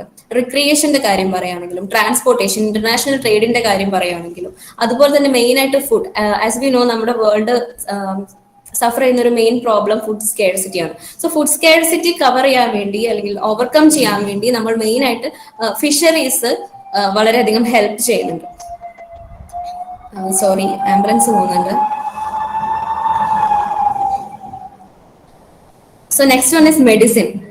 Many medicinal products come from the oceans, including ingredients that help fight cancer, arthritis, Alzheimer's disease and heart disease. So ഇങ്ങനെ ഏത് ആസ്പെക്ട്സിൽ നോക്കുകയാണെങ്കിലും oceans നമ്മുടെ day to day ലൈഫിൽ വളരെയധികം important ആണ്. So ഇങ്ങനെയുള്ള oceans ഇപ്പോൾ ഒരുപാട് ത്രെറ്റ്സ് നേരിടുന്നുണ്ട്. So let's look into what are they. Major problems as we can see: overfishing, acidification, mercury pollution, dying coral reefs, killing of shark or predation of top predators, pollution and overwarming and other related problems, etc. So let's look into one by one. Marine pollution. First one, marine pollution. Areolus Philippus, a philosopher physician, said that all substances on the earth's surface are poison.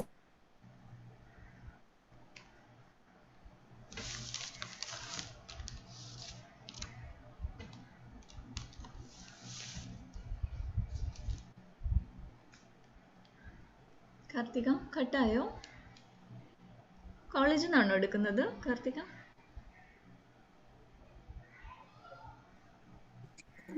അല്ല teacher, ഹോസ്റ്റലാണ്. ഹോസ്റ്റലാണ്, okay. കേൾക്കാം. Okay, കട്ടായി ഇടയ്ക്ക് പറഞ്ഞോളൂ. കേട്ടായിരുന്നു teacher? ഇല്ല, കുറച്ച് പോയി. Okay, so ഇപ്പൊ കേൾക്കാലോ? കേൾക്കാം. സോ ആസ് വി നോ, ഏതൊരു സബ്സ്റ്റൻസിന്റെയും ഡോസേജ് ആണ് അത് റെമഡി ആണോ, അതിനെ റെമഡി ആക്കുന്നതും പോയ്സൺ ആക്കുന്നതും. സോ ഞാൻ പറഞ്ഞത് ഓഷ്യനിലെ ഏതൊരു സബ്സ്റ്റൻസിന്റെയും കണ്ടന്റ്, അതിന്റെ റേഞ്ച്, അതിൽ എത്രത്തോളം എമൗണ്ട് അടങ്ങിയിരിക്കുന്നു എന്നുള്ളതിനനുസരിച്ചാണ് അത് ഓഷ്യൻ ലൈഫിന് ത്രെട്ട് ആവുന്നതും ഗുണാവുന്നതും. സോ മറൈൻ പൊല്യൂഷൻ മെയിൻ ആയിട്ട് നമ്മൾ പറയുമ്പോൾ mercury pollution, heavy metal pollution and plastic pollution. Heavy metal pollution, what is heavy metal? പലർക്കും ഹെവി മെറ്റൽ പൊല്യൂഷൻ എന്ന് പറയുന്നത് ഒരു ന്യൂ ടേം ആയിരിക്കും.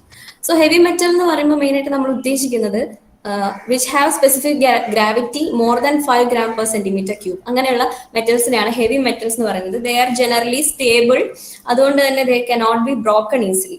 മെയിൻ ആയിട്ട് ഈ കാറ്റഗറിയിൽ വരുന്നത് lead, cadmium, mercury, arsenic, barium, zinc, copper, manganese, iron, extra തുടങ്ങിയ മെറ്റൽസ് ആണ്. സോ ഇത് നേരത്തെ പറഞ്ഞ പോലെ തന്നെ ഇതിന്റെ അളവ് വ്യത്യാസപ്പെടുന്നതിനനുസരിച്ചിരിക്കും.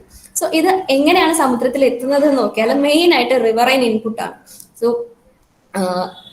ലാൻഡിലെ വെതറിംഗ് ആൻഡ് ഇറോഷന് ശേഷം വരുന്ന റിവറൈൻ ഡെപ്പോസിറ്റ്സിനകത്ത് വരുന്ന heavy metals, then atmospheric deposition, volcanic eruption എല്ലാം സംഭവിക്കുന്ന സമയത്ത് അറ്റ്മോസ്ഫിയറിൽ സ്പ്രെഡ് ആവുന്ന heavy metals are absorbed by the ocean. And the anthropogenic activities, main course anthropogenic activities ആണ്. ഏറ്റവും നമ്മൾ ശ്രദ്ധിച്ചാൽ അറിയാം, ഏതൊരു കാര്യം ഇപ്പൊ സംഭവിച്ചുകൊണ്ടിരിക്കുന്ന ഏതൊരു ത്രെട്ടും, എൻവയോൺമെന്റുമായി ബന്ധപ്പെട്ട ഏതൊരു ത്രെട്ടും നമ്മൾ ശ്രദ്ധിക്കുകയാണെങ്കിൽ അത് already it was they are existing phenomenons. Like ഇപ്പൊ ഗ്ലോബൽ വാർമിംഗ് ആയാലും അവിടെ ഉള്ള പ്രതിഭാസങ്ങൾ തന്നെയാണ്, പക്ഷെ human interventions have increase their rate. So ഈ ആന്ത്രോപോജനിക് ആക്ടിവിറ്റീസ്, മനുഷ്യൻ ഈ industrial wastage, sewage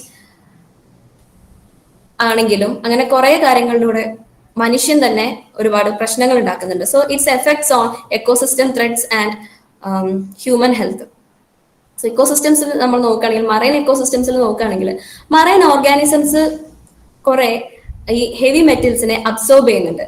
and they have the capacity to store and accumulate and sometimes detoxify. പല ഓർഗാനിസംസിനും ഈ ഹെവി മെറ്റൽസിനെ ഡീടോക്സിഫൈ ചെയ്യാനുള്ള കഴിവുണ്ട്. സോ അത് അതിന്റെ റേറ്റിലാണെങ്കിൽ കുഴപ്പമില്ല. പക്ഷെ വെൻ ഇറ്റ് ഈസ് അതിന്റെ റേറ്റ് കൂടുന്ന സമയത്ത്, എമൗണ്ട് കൂടുന്ന സമയത്ത് it badly affect the organisms. അതിന്റെ ഓർഗാനിസംസിന്റെ ടിഷ്യൂ ഡാമേജ് ആവാനും DNA വരെ ഡാമേജ് ആയി പോവാനും സാധ്യതയുണ്ട്. This is a picture depicting the contaminated water running into the Xinjiang River. 2011 ഒരു പിക്ചർ ആണ്. സോ ഇത് നമുക്ക് നോക്കിയാൽ അറിയാം how much is that difference, how much we have done to the nature, how much is ഒഴുകുന്ന. അത് just അതിന്റെ colour കാണുമ്പോൾ തന്നെ നമുക്ക് മനസ്സിലാവുന്നുണ്ട് എത്രമാത്രം കണ്ടാമിനേറ്റഡ് ആയിട്ടാണ് നമ്മൾ റിവറിനെ ട്രീറ്റ് ചെയ്യുന്നത്. And it is at last it is reaching to the ocean. Next one is mercury pollution. Mercury pollution എന്ന് പറയുന്നതുകൊണ്ട് ഉദ്ദേശിക്കുന്നത്, as we know, mercury is a poisonous substance. So മെർക്കുറിയുടെ കോൺസെൻട്രേഷൻ ഓഷ്യൻ വാട്ടറിൽ increase ആവുകയാണ്. Main sources എന്ന് പറയുന്നത് coal burning and industrial processes. നേരത്തെ പറഞ്ഞതുപോലെ ഇൻഡസ്ട്രീസ് എന്നുള്ള സീവേജും എല്ലാം തന്നെയാണ് ഇതിന് ഏറ്റവും കൂടുതൽ കോൺട്രിബ്യൂട്ട് ചെയ്യുന്നത്. ആൻഡ് നമ്മൾ ഈ ഒരു അടുത്ത കാലം വരെ നമ്മൾ വിചാരിച്ചിരുന്നത് ഇത്, അല്ലെങ്കിൽ ഇത് നമ്മൾ മനസ്സിലാക്കിയിരുന്നത് സബ്സർഫേസിലും അതുപോലെ കോണ്ടിനെന്റ്സിനോട് ചേർന്ന് കിടക്കുന്ന ഏരിയാസിലും മാത്രമാണ് ഇതിന്റെ എഫക്ട്സ് അല്ലെങ്കിൽ ഇതിന്റെ ഫലം നമ്മൾ കണ്ടിരുന്നത്. പക്ഷെ ഇപ്പോ 2020 നടന്ന ഒരു ലേറ്റസ്റ്റ് സ്റ്റഡി പ്രകാരം mercury is found in fishes and crustaceans living 11,000 meters depth in the Mariana Trench. Mariana ട്രെഞ്ചിലെ 11,000 meter ആഴത്തിൽ താമസിക്കുന്ന കണ്ടുവരുന്ന മീനുകളിലും ക്രസ്റ്റേഷ്യൻസിലും അവരുടെ ബോഡിയിൽ നിന്ന് വരെ നമുക്ക് മെർക്കുറി കണ്ടന്റ് കിട്ടി. So deep ocean pollution is happening. So അത്രയും മനുഷ്യന് എത്തിപ്പെടാൻ അത്രയും ബുദ്ധിമുട്ടുള്ള സ്ഥലങ്ങളിൽ പോലും ഈ മെർക്കുറീസ് മീൻസ് മനുഷ്യന്റെ പൊല്യൂഷൻ, മനുഷ്യന്റെ ചെയ്തികളിൽ ഇത് എത്തുന്നു.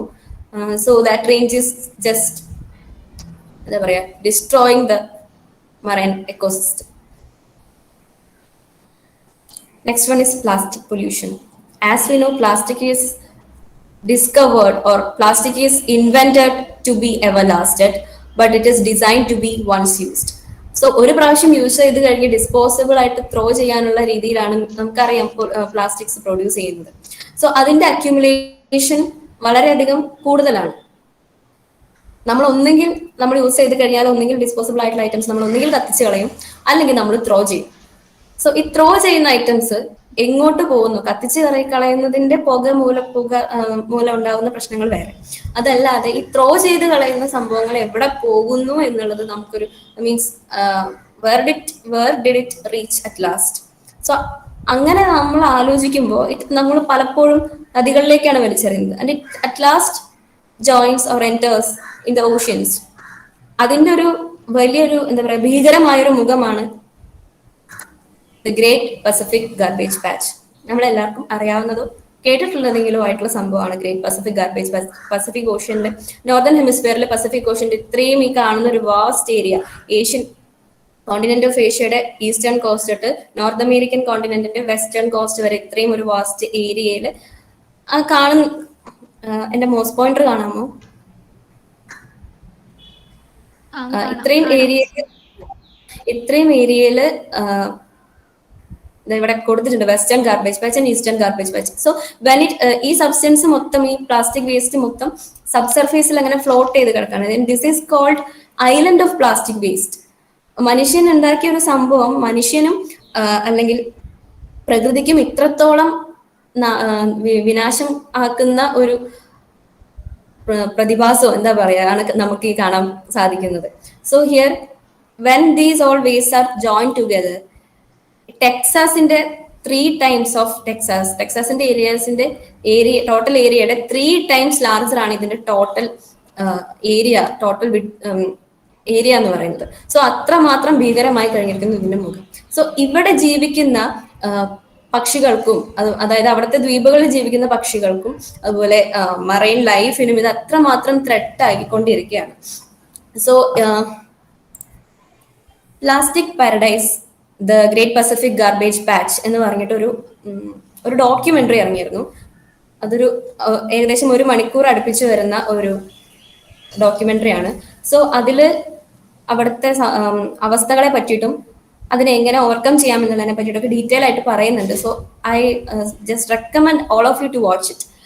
സോ അത്രയും വലിയൊരു വീഡിയോ ഡോക്യുമെന്ററി എനിക്ക് ഉൾക്കൊള്ളിക്കാൻ പറ്റാത്തത് കൊണ്ട് ഞാൻ ജസ്റ്റ് അതിന്റെ ട്രെയിലർ മാത്രം ഒന്ന് പ്ലേ ചെയ്യാൻ.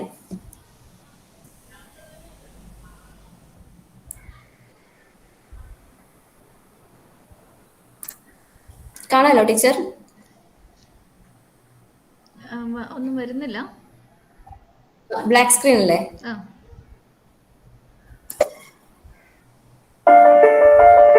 കാണാലോ teacher?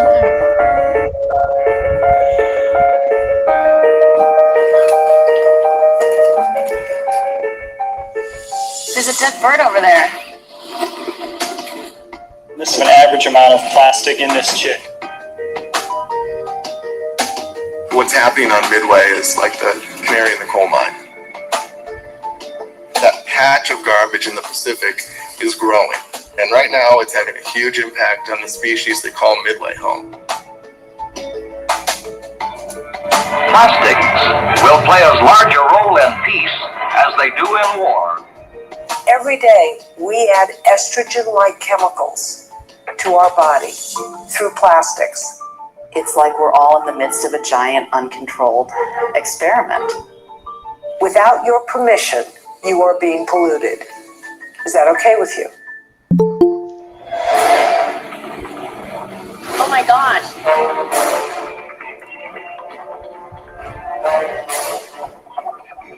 The story has to be told because the solution doesn't lie with the people here.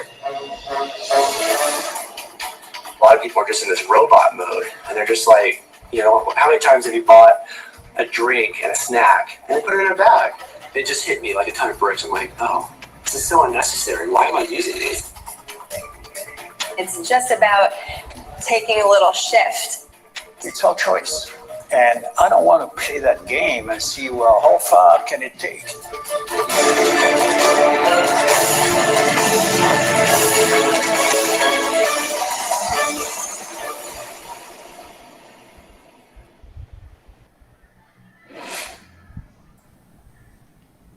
So that was about it. So ഇതിനകത്ത് നമ്മൾ കണ്ടു how much we have done, how much plastic we have thrown to nature. അതിലൊരു ശ്രദ്ധിച്ചിട്ടുണ്ടാവും, അതിലൊരു dead ബേർഡിന്റെ മുറിച്ചിട്ട് ശരീരം മുറിച്ചെടുക്കുമ്പോൾ അതിനകത്ത് നിന്ന് കിട്ടുന്നത് ഇത്രയും വേസ്റ്റ് ആയിട്ടുള്ള ഐറ്റംസ് ആണ്. സോ നമ്മൾ ഈ ത്രോ ചെയ്യുന്നത് മൊത്തം കഴിച്ച് മരിക്കേണ്ടി വരുന്ന ഇത്രയും ലൈഫിന്റെ this is just like a cycle. എല്ലാവർക്കും അറിയുന്ന കാര്യമാണ്, this is life is just like a cycle. നമ്മൾ കൊടുക്കുന്നത് എന്തായാലും നമുക്ക് തിരിച്ചു കിട്ടും. സോ ഇത്രയും ഒരു എന്താ പറയാ ദയനീയമായിട്ടുള്ള അവസ്ഥയിലാണ് നമ്മൾ നേച്ചറിനോട് ചെയ്ത് വെച്ചിരിക്കുന്നത്. സോ ഹൗ വി ക്യാൻ നമുക്കിപ്പോ ആ ഒരു വീഡിയോ കണ്ടപ്പോൾ എനിക്ക് തോന്നുന്നു നിങ്ങൾക്ക് കുറച്ച് പേർക്കെങ്കിലും ആ ഒരു ഫീൽ കിട്ടിയിട്ടുണ്ടാവും.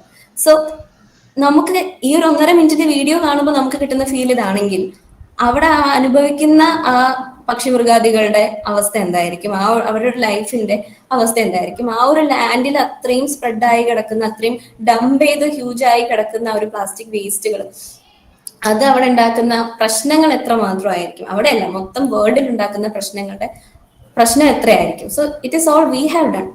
സോ ഇതിന് നമുക്ക് എന്ത് ചെയ്യാൻ പറ്റും? സോ ഫസ്റ്റ് നമ്മൾ പ്ലാസ്റ്റിക് എന്ന് പറയുമ്പോഴേ അതിന്റെ സൊല്യൂഷൻസ് ആലോചിക്കുമ്പോഴേ നമുക്ക് ആദ്യം വരുന്നത് റീസൈക്ലിംഗ് ആണ്. സോ നമുക്കറിയാം എല്ലാ ടൈപ്പ് ഓഫ് പ്ലാസ്റ്റിക്സും റീസൈക്ലബിൾ അല്ല. നമ്മൾ മിനറൽ വാട്ടർ വാങ്ങിക്കുന്ന ബോട്ടിൽസ് അതൊക്കെ നമുക്ക് ഒരു പരിധി വരെ റീസൈക്കിൾ ചെയ്യാവുന്ന സംഭവങ്ങളാണ്. പക്ഷെ there are degrees of plastics, non degradable ഉണ്ട്, ഡിഗ്രേഡബിൾ ഉണ്ട്. സോ അതിനൊക്കെ അനുസരിച്ച് എല്ലാം ഒന്നും നമുക്ക് റീസൈക്കിൾ ചെയ്യാൻ പറ്റില്ല. സോ അങ്ങനെ വരുന്ന കണ്ടീഷനിൽ നമ്മൾ reduce production and reduce usage. Production കുറയണമെങ്കിൽ യൂസേജ് കുറയുക തന്നെ വേണം.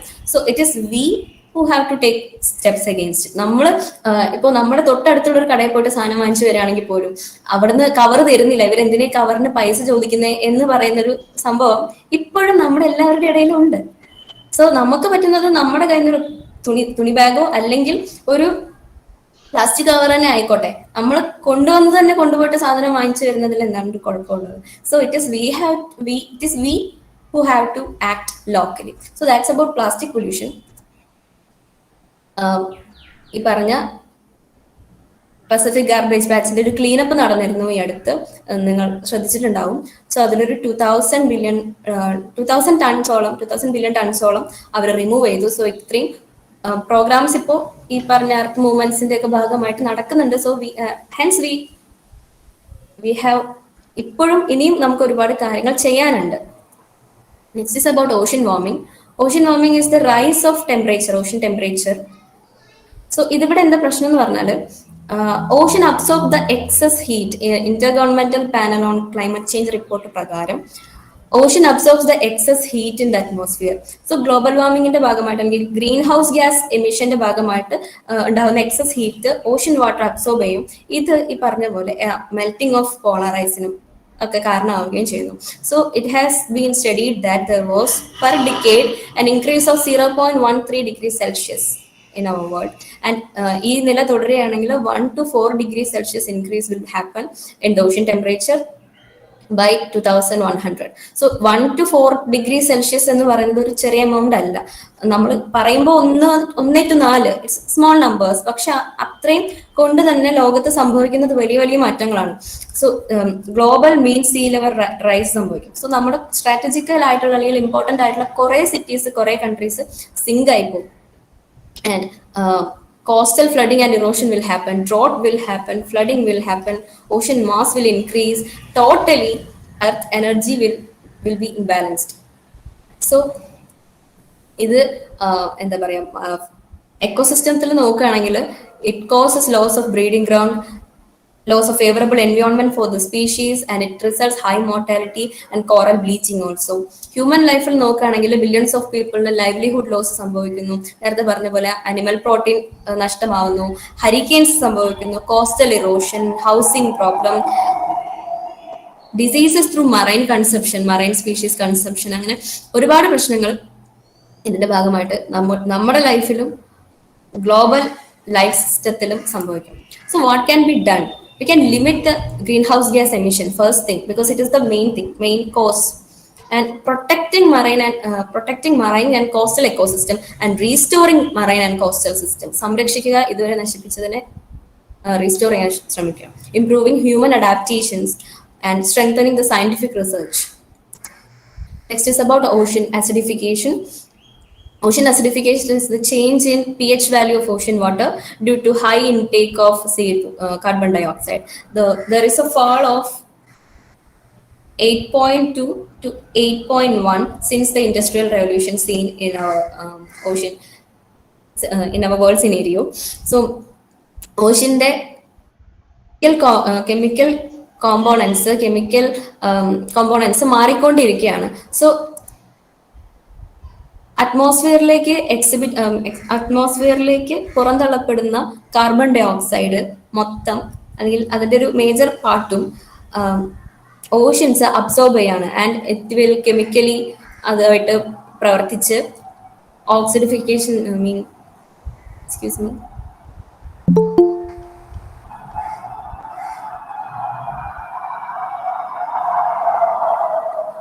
Sorry for the interruption, ambulance ഇടയ്ക്കിടയ്ക്ക് പോകുന്ന ഏരിയയാണ് അതുകൊണ്ടാണ്. സോ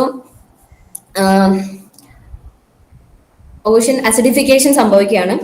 ദെൻ അതും നമ്മുടെ ഈ പറഞ്ഞ പോലെ ഓഷ്യൻ ലൈഫിലും ഗ്ലോബൽ ലൈഫ് സിസ്റ്റത്തിലും വളരെയധികം ത്രെട്ട് ഉണ്ടാക്കിക്കൊണ്ടിരിക്കുകയാണ്. So how we can, what is the way forward overcoming it? So first thing, we can reduce global greenhouse gas emission and increase water quality and sensitize the population. Population വിചാരിച്ചാൽ it is we have to act, we who have to act. So ഇനി വരുന്ന ആൾക്കാരെ അല്ലെങ്കിൽ ഇപ്പോൾ ഉള്ള ആൾക്കാരെ sensitise ചെയ്യിക്കാൻ പറഞ്ഞ് മനസ്സിലാക്കിക്കുക എന്നുള്ള കാര്യങ്ങളാണ് ചെയ്യാൻ പറ്റുന്നത്. Next is about coral bleaching or coral destruction. It is the loss of algae from corals indicating death of corals. So coral ഡിസ്ട്രക്ഷനും ഏറ്റവും പ്രധാനപ്പെട്ട കാരണം എന്ന് പറയുന്നത് global warming, chemical pollution to oceans and ocean acidification, നേരത്തെ പറഞ്ഞ കാര്യങ്ങളെല്ലാം. Clearing of marine forest around corals, കോറൽസിനെ സപ്പോർട്ട് ചെയ്ത് നിൽക്കുന്ന സറൗണ്ടിങ്ങിൽ സപ്പോർട്ട് ചെയ്ത് നിൽക്കുന്ന എക്കോസിസ്റ്റംസിന്റെ destruction and outbreak of coral diseases also. പക്ഷെ ആ പറയുന്ന നാച്ചുറൽ കോസസിനേക്കാളും ആന്ത്രോപോജനിക് ആക്ടിവിറ്റീസിന്റെ ഇൻഫ്ലുവൻസ് മൂലം ഉണ്ടായിട്ടുള്ള കോസസ് ആണ് വളരെയധികം ഹാംഫുൾ ആയി വരുന്നത്. സോ 1997-98 മോസ്റ്റ് കാറ്റസ്ട്രോഫിക് ഇവന്റ് ആയിരുന്നു coral destruction in 60 tropical countries. And നമുക്കറിയാം ഇന്ത്യയിൽ മെയിനായിട്ടും ലക്ഷദ്വീപ്, ദെൻ ആൻഡമാൻ ആൻഡ് നിക്കോബാർ, പിന്നെ കുറച്ച് ഗൾഫ് ഓഫ് കച്ച് ഏരിയയിലും അങ്ങനെയൊക്കെയാണ് coral reefs distribution. So 30 to 70% of damage in Andaman and Nicobar in 1998 has occurred due to 2 degrees Celsius rise in sea temperature, according to Savindra Singh. So പറയുന്നത് summer ടെമ്പറേച്ചറിനേക്കാളും normal ടെമ്പറേച്ചറിനേക്കാളും 1 degree Celsius ocean temperature increase ആവുന്ന സമയത്ത് there will be a huge amount of coral bleaching, loss of algae from the corals. So it will affect in the food chain instability and it is threat to fishes and invertebrates. And നമുക്കറിയാം coral reefs പവിഴപ്പുറ്റുകൾ എപ്പോഴും tourism attraction ആണ്. So അതിന്റെ bleaching destruction നടന്നു കഴിഞ്ഞാൽ it will discourage tourism and related economic activities. And the shift in fish communities cause reduced fish catch and food supply and economic instability to fishermen. മത്സ്യങ്ങളുടെ എന്താ പറയുക shift സംഭവിക്കുന്നത് വഴി fish ക്യാച്ചും കുറയും, food supply കുറയും. നേരത്തെ പറഞ്ഞതുപോലെ food supply is very marine അല്ലെങ്കിൽ fish food supply is very important. So അത് കുറയും. Then economic stability of fisherman will also occur. So how can we make up this? Halting unplanned coastal development. Coastal development കുറെ unplanned ആയിട്ട് നടക്കുന്നുണ്ട്. അതൊക്കെ മാറ്റി scientific research കുറച്ചുകൂടെ വന്ന് പുരോഗമിച്ച് scientific ആയിട്ടുള്ള രീതിയിൽ പ്ലാൻഡ് ആയിട്ടുള്ള രീതിയിൽ കാര്യങ്ങൾ ചെയ്യാം. And promoting sustainable fishing and eco tourism. Minimising use of chemically enhanced fertilisers, insecticides, pesticides etcetera. കാര്യം ഇതെല്ലാം അവസാനം നമ്മൾ ലാൻഡിൽ ഉപയോഗിക്കുന്നതെല്ലാം അവസാനം പുഴകൾ വഴി എത്തിച്ചേരുന്നത് കടലിലാണ്. Then prevention of water pollution wherever possible. നമ്മൾ മിനിമൈസ് ചെയ്യാന്ന് പറഞ്ഞാൽ മാക്സിമം അത് ഇല്ലാതാക്കുക. വാട്ടർ പൊല്യൂഷൻ മാത്രമല്ല പൊല്യൂഷൻ മാക്സിമം ഇല്ലാതാക്കുക, ഇറാഡിക്കേറ്റ് ചെയ്യുക. Then treating industrial waste before disposing into water bodies. So എത്രയൊക്കെ ഇറാഡിക്കേറ്റ് ചെയ്യാന്ന് പറഞ്ഞാലും ഇപ്പോഴത്തെ ഒരു സാഹചര്യത്തിൽ അത് അത്ര പെട്ടെന്ന് പോസിബിൾ അല്ല. But we can take scientific steps towards it. So അതിന്റെ സീവേജ് വാട്ടർ ഒക്കെ വാട്ടർ ബോഡീസിലേക്ക് ഡിസ്പോസ് ചെയ്യുന്നതിന് മുൻപ് പ്രോസസ് ചെയ്യാം. Then making possible efforts to prevent global warming because it is the main cause of coral bleaching. predation of top predators. Tens of millions of sharks are caught for fins each year and tossed back to oceans after cutting the fins. Tens of millions of shark are caught എല്ലാ വർഷവും ചിറകിന് വേണ്ടി മാത്രം എന്താ പറയുക coat ചെയ്ത് അതിനുശേഷം ചിറക് മുറിച്ചെടുത്തതിന് ശേഷം തിരിച്ച് ഈ ജീവിയെ തിരിച്ച് സമുദ്രത്തിലേക്ക് തന്നെ വിടാണ്. So it is suppose to die. അത് അവിടെ കിടന്ന് മരിക്കുകയുള്ളൂ. സോ ഇത്രയും എന്താ പറയാ ഒരു വാസ്റ്റ് എമൗണ്ടിലെ ഒരു സ്പീഷീസ് തന്നെ ഇല്ലാതാവാനും മാത്രം അല്ലെങ്കിൽ അത്രയും ടോപ്പ് പ്രിഡേറ്റേഴ്സ് മൊത്തം ഇല്ലാതാവാൻ വേണ്ടിയുള്ള കാര്യങ്ങളാണ് സംഭവിച്ചുകൊണ്ടിരിക്കുന്നത്. സോ ഇത് ഈ ഫിൻസ് എന്തിനാ യൂസ് ചെയ്യുന്നതെന്ന് വെച്ചാൽ there are ingredients for soup ഇൻഗ്രീഡിയന്റിന് വേണ്ടി മാത്രം ഇത്രയും എന്നാ ലൈക്ക് ജസ്റ്റ് ഹാപ്പനിങ് ഹിയർ അതിനെ കൊല്ലാകൊല ചെയ്ത് തിരിച്ച് കടലിലേക്ക് ഇട്ട് and it is dying. And നമുക്കറിയാം top predators are less in number, so they are slow to reproduce. So അങ്ങനെ ഒരു ടോപ്പ് പ്രിഡേറ്റേഴ്സിന്റെ റിമൂവൽ ഉണ്ടാകുമ്പോൾ it will cause overpopulation of lower species and destruction of the complete ecosystem. വെയിലിംഗും ഷാർക്സിന്റെ killing പോലെ തന്നെ വെയിലിംഗും നമുക്ക് പറയാൻ പറ്റുന്നതാണ്, which decreases the amount or decreases the total number of whales, blue whales. Another one is overfishing. നമ്മൾ നേരത്തെ പറഞ്ഞ പോലെ ഫിഷ് ഫുഡിനുള്ള fish as a food fish കാറ്റ്സിനുള്ള ഡിമാൻഡ് വളരെ കൂടുതലാണ്. സോ അതുകൊണ്ട് തന്നെ it has resulted in overfishing and which has resulted into a wiping out of species and starvation of other marine lives who are dependent on fishes, then ecosystem damages. അപ്പോൾ ഇതിന്റെ solution ആയിട്ട് നമുക്ക് പറയാൻ പറ്റുന്നത് choose certified sustainable seafood and reduce food waste and sustainable action. Food waste എന്ന് പറയുന്നത് ഒരു വലിയ കൺസെപ്റ്റാണ്. നമ്മളൊരു പക്ഷേ വേസ്റ്റ് ആക്കുന്നത്, ഒരാൾ വേസ്റ്റ് ആക്കുന്നത് കുറച്ചൊരു പിടിയായിരിക്കാം, പക്ഷെ അത് ഒരുപാട് പേര് വേസ്റ്റ് ആക്കുമ്പോൾ അല്ലെങ്കിൽ ഒരു ക്ലാസ്സിലെ കുട്ടികൾ മൊത്തം ഒരു പിടി വേസ്റ്റ് ആക്കുന്ന സമയത്ത് 2-3 പേർക്ക് എന്തായാലും ഭക്ഷണം കഴിക്കാനുള്ള വകയാണ് നമ്മൾ വേസ്റ്റ് ആക്കുന്നത്. സോ നമ്മൾ വേസ്റ്റ് ആക്കുന്ന മൊത്തം ഹ്യൂമൻസ് വേസ്റ്റ് ആക്കുന്ന ഓരോ പ്രൊഡക്ട്സും, എസ്പെഷ്യലി ഫുഡ്, ഓരോ പ്രൊഡക്ട്സും അതിൻ്റെതായ വലിയൊരു കോസ്റ്റ് അപ്പുറത്ത് നമ്മൾ കൊടുക്കേണ്ടി വരുന്നുണ്ട്. So we are most of the time we are not aware of it, or we are not concerning about it, just leaving it just as a silly matter.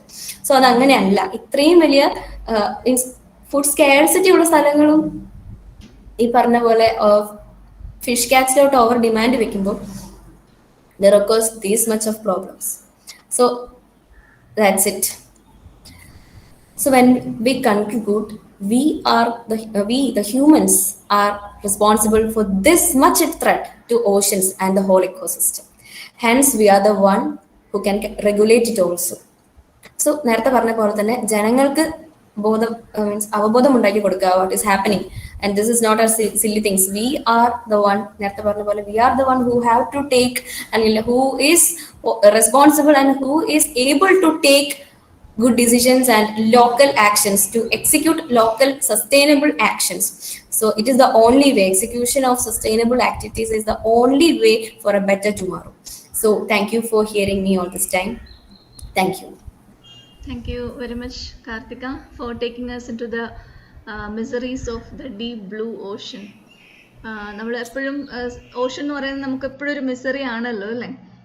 നമ്മൾ എന്താ പറയുക, നമ്മൾ ഇമാജിൻ ചെയ്യുന്നതിനേക്കാൾ അപ്പുറത്ത് എന്തൊക്കെയോ അവിടെ ഉണ്ട്. ബട്ട് ആക്ച്വലി ആൾക്കാർ, അതായത് എനിക്ക് ഫീൽ ചെയ്യുന്നത് നമ്മളിപ്പോൾ ഒരുപാട് ഓഷനെ പൊല്യൂട്ട് ചെയ്ത് കഴിഞ്ഞു അല്ലേ? We have already polluted too much larger extent. Industrial pollution ആയിക്കോട്ടെ, പ്ലാസ്റ്റിക്, വാട്ടെവർ. പക്ഷെ എന്നിട്ടും സ്റ്റിൽ ആ ഓഷൻ ഇങ്ങനെ എക്സിസ്റ്റ് ചെയ്യുന്നുണ്ടല്ലോ എന്ന്. അപ്പോൾ I think there is some self healing mechanism taking place inside the ocean അല്ലേ? അല്ലാതെ ഇപ്പോഴത്തേക്ക് ശരിക്കും പറഞ്ഞാൽ നമ്മൾ കൊടുത്ത ആ പൊല്യൂഷൻ കൊണ്ട് ഇപ്പം അതൊരു ഹ്യൂമൻ ബീങ്ങിനെ റിറ്റാലിയേറ്റ് ചെയ്യേണ്ട സമയം കഴിഞ്ഞിരിക്കുന്നു. എന്നിട്ടും ആ ocean it's a kind of sink അല്ലേ? മനുഷ്യർ അങ്ങനെയാണ് കരുതുന്നത് ഓഷനെ. എന്തും സ്വീകരിക്കും എന്ന് നമുക്ക് തോന്നും അല്ലേ? അപ്പം എന്തെങ്കിലും ഒരിക്കലും ഒരു തിരിച്ചടി ഉണ്ടാവും എന്ന് നമുക്ക് പ്രതീക്ഷിക്കാം അല്ലേ? ഇങ്ങനെ if this continues. Okay, thank you, Karthika. for the wonderful presentation, and your way of rendering is also very excellent. And thank you, mentor Marina teacher, also for this, for supporting her. And thank you all for participating in the seminar, and we are coming to an end now.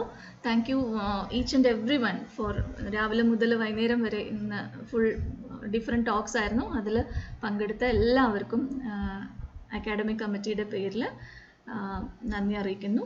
Thank you so much.